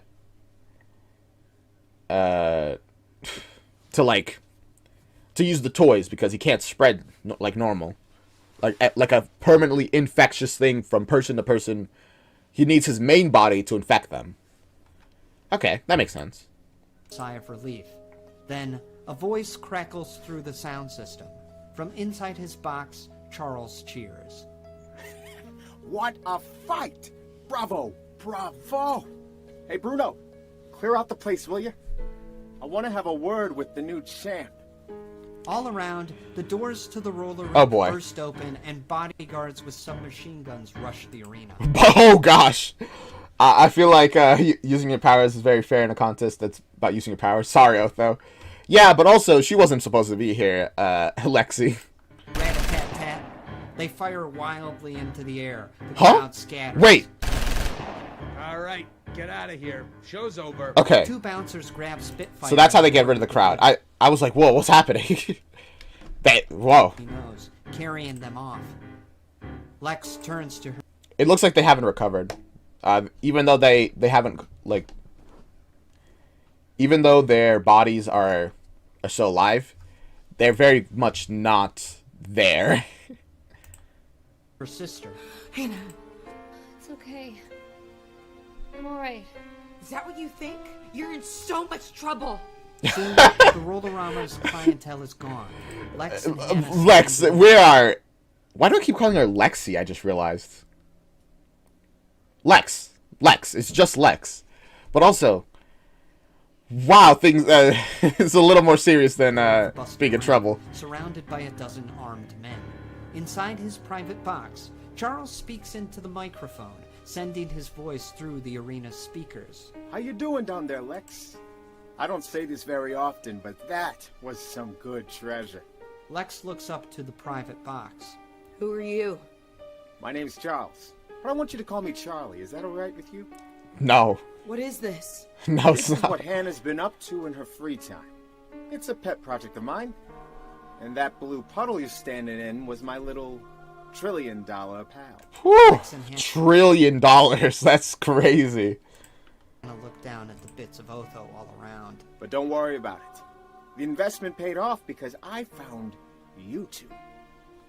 You're gonna be staying with me from now on. I guess in that perspective, yeah, it did pay off. Because you got two people who are crazy powerful. Hannah being able to pull stuff through the black and white is such a... She's weaker than Hannah, but also that's a pretty good ability, like in of itself. I hope in time we can develop a wonderful rapport. Take 'em. The armed guards close Also, yeah, I kind of figured this is how it would go. Even if Hannah managed to beat Otho, she wasn't getting out of here with the money. It just wasn't happening. Hannah holds Lex, burying her head in her sister's sleeve. Then, the sound system crackles. Scratch that. Let him go. Huh? Inside the private box, Charles stands with his hands in the air, as Ethan holds him at gunpoint. Oh, okay. Well, giving you the bomb in the previous fighter's reigns. Yeah, I don't trust you. So true. Man, Ethan, coming with the save. I was wondering what he was up to. Tell your guys to drop their guns. Ethan nudges Charles with the tip of the Uzi he stole from a guard. Let's go! He coolly lifts the microphone and switches it on. Weapons on the ground, everybody. Anything else I can do for you, Ethan? How about that $100 million I owe you? If you let me reach into my pocket, I'll grab my checkbook. As Charles starts for the pistol hidden in his jacket, bang! Ethan fires a shot into the chair. Yeah, there you go. Not a chance. Ethan's not smart, but he ain't dumb, alright? I'll have you know. There's no way he was gonna fall for that. Just leave us alone. Hey, you're the boss. Okay. Ethan slams open the door from the private box to the arena. He runs for the ring. Oh, man. Lex! I'm so glad that he like, did not fall for that. Lex, Ethan, and Hannah weave their way through the But also, bodyguards. with a person this rich, even if they leave afterwards, he could still get him, you know? How are they gonna... Bouncers. When the kids reach the exit, Charles orders. Hey, open the doors for him. Bruno obliges. As Ethan, Lex, and Hannah make their escape, Charles calls after them. Well played, kids. I'll see you around. Yeah, see... He's not gonna At the actually leave penthouse them alone. apartment, Lex tucks There's no reason for him to do so. the passed out Hannah into bed, then turns to Ethan, who stands in the doorway. I think I'm gonna stay in here with Hannah tonight. Sure. Yeah, fair enough. Technology has really gotten us to a whole new level when you can use tech phones as guns. Yes. It's really advanced tech. Only found in Hatchetfield. But man, I get why she's mad. I get why she's mad. If I was in her position, I would also be mad. But dang, it sucks to be Ethan here. He turns to leave, then looks back. Lex. I'm sorry. For what? What do you mean for what? For getting Hannah into this mess, for not telling you. It's just... it was so much money, and Hannah wanted to do it, and I tried to stop that last fight, but something went screwy in my head. Yeah, literally went screwy in your head. Then it's all right. I understand. Do you? You seem... Now you're scaring me, Lex. Now I know you're angry with me. You get all quiet like this. Oh, yeah, when somebody gets quiet, that's like... It's like, uh-oh. Because at least they're yelling, they're expressing their anger, they're getting it out. When they're quiet, they're like, you know they're simmering in that anger. And I'm like, uh-oh. Come on. Just call me stupid. Tell me I'm irresponsible, because I am irresponsible. I just wanted to make you both happy. I know. I'm just tired. We'll talk about it in the morning. Oh. Okay. I'm with Ethan on this one. Meaning Lex is definitely angry. Yeah. I love you. I love you too. That's the first time she said it back in this entire thing. Which is both a good sign and not a good sign. I don't know. The next morning, Ethan searches the apartment. Lex and Hannah are gone. So are their things. All that's left is a note. Ethan reads it. Ethan. We had to go. Don't try to find us. Those guys from last night aren't gonna leave Hannah and I alone, but they have no reason to go after you. Oh, why? Why would you do this to me? No way. No. They just left? I mean, it makes... I know, because genuinely what she's saying is real, but... You say you're irresponsible. So am I. I don't know if either of us has what it takes to protect Hannah. But she's my sister, not yours. You get to have a life. No. We don't. I release you, Ethan. But he wants his life to be... He wants to spend his life with you. No. Be young. For all of us. Lex. Ethan sits. Alone. I guess we were wrong. She wasn't mad. She had plans and things had to go their own way. I have to say it here, massive props to Angela Giratina. Her range and acting ability is so good. Yeah. She's great. In the kitchen, the faucet starts to drip. No, come on. Elsewhere, Hannah Foster drips And Joey Richter too. The scene breaks me. I know, he's so good. awake. She's in the passenger seat of a beat-up old van. A breeze blows in from the open window. The car zooms along down a highway that stretches on as far as the eye can see. Lex is driving. Okay. Hannah turns to her. Where you guys Lexi? going, I guess? Oh, Where are we going? that's why I called her Lexi, because Hannah does sometimes.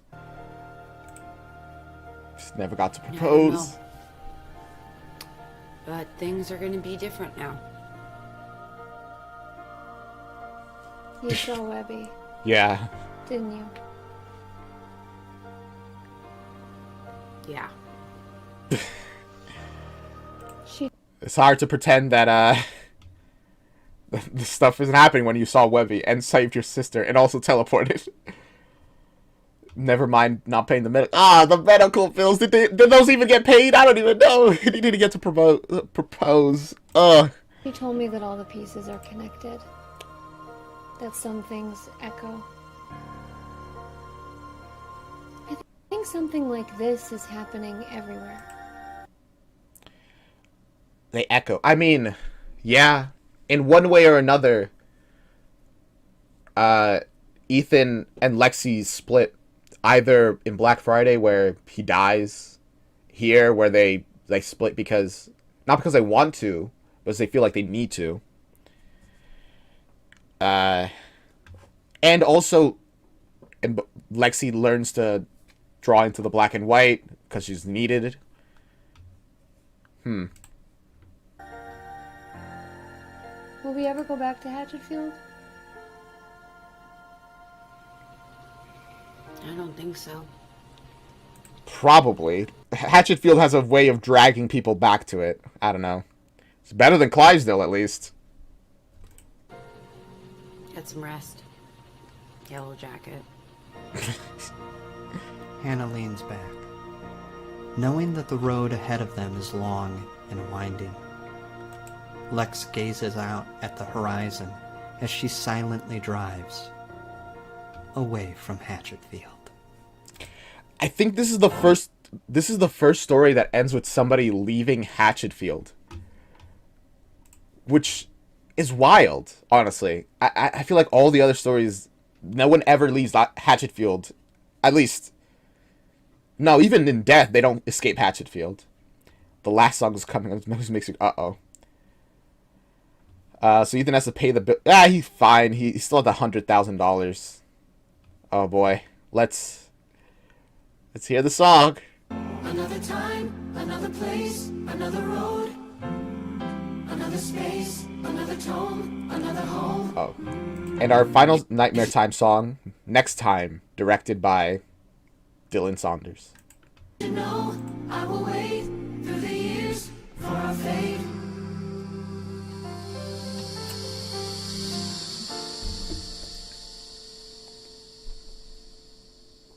I've never been the one to run away. Oh. Suffice to say, too much damage has been done. And we're getting the credits. Wow. All I'm left to take is a road that's all but gone. That was... Next time. Next time. That was so good.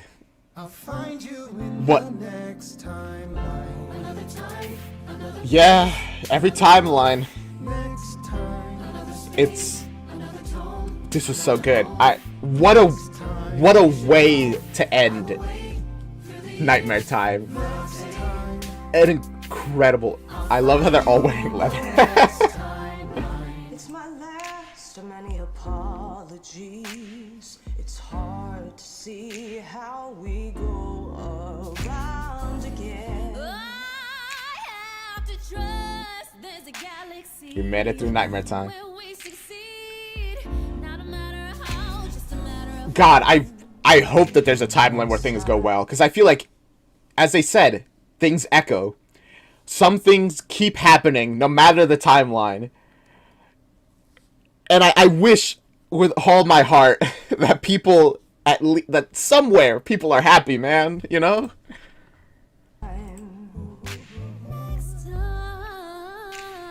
I'll find you in the next time. Yeah. Another next timeline. Wow. I can't believe they left. It makes sense that Hannah decides to leave, because they do have the guy wasn't gonna leave them alone. I said that myself. So it makes sense, but man, is it sad. I feel like maybe if Ethan got to do his proposal, she would have gone with him. They're like, well, you said forever and always, let's go. I don't know. That's my thoughts. Can't wait for Hey Melissa. Yeah, I mean, that's next. Gotta finish that. Unpopular opinion, Hey Melissa is one of my favorite episodes. I'm told that it's really weird, so I really hope that Ethan and Lex separating is not canon every time. God, I hope it's not. I really hope it's not, because it's rough, man. Because there's so many times where timelines where they do get separated. From jail, from death, from just situations separating them. So yeah, again, imagine this, and then immediately into the no nerdy prudes must die emotion announcement. A cocktail of emotions. I imagine.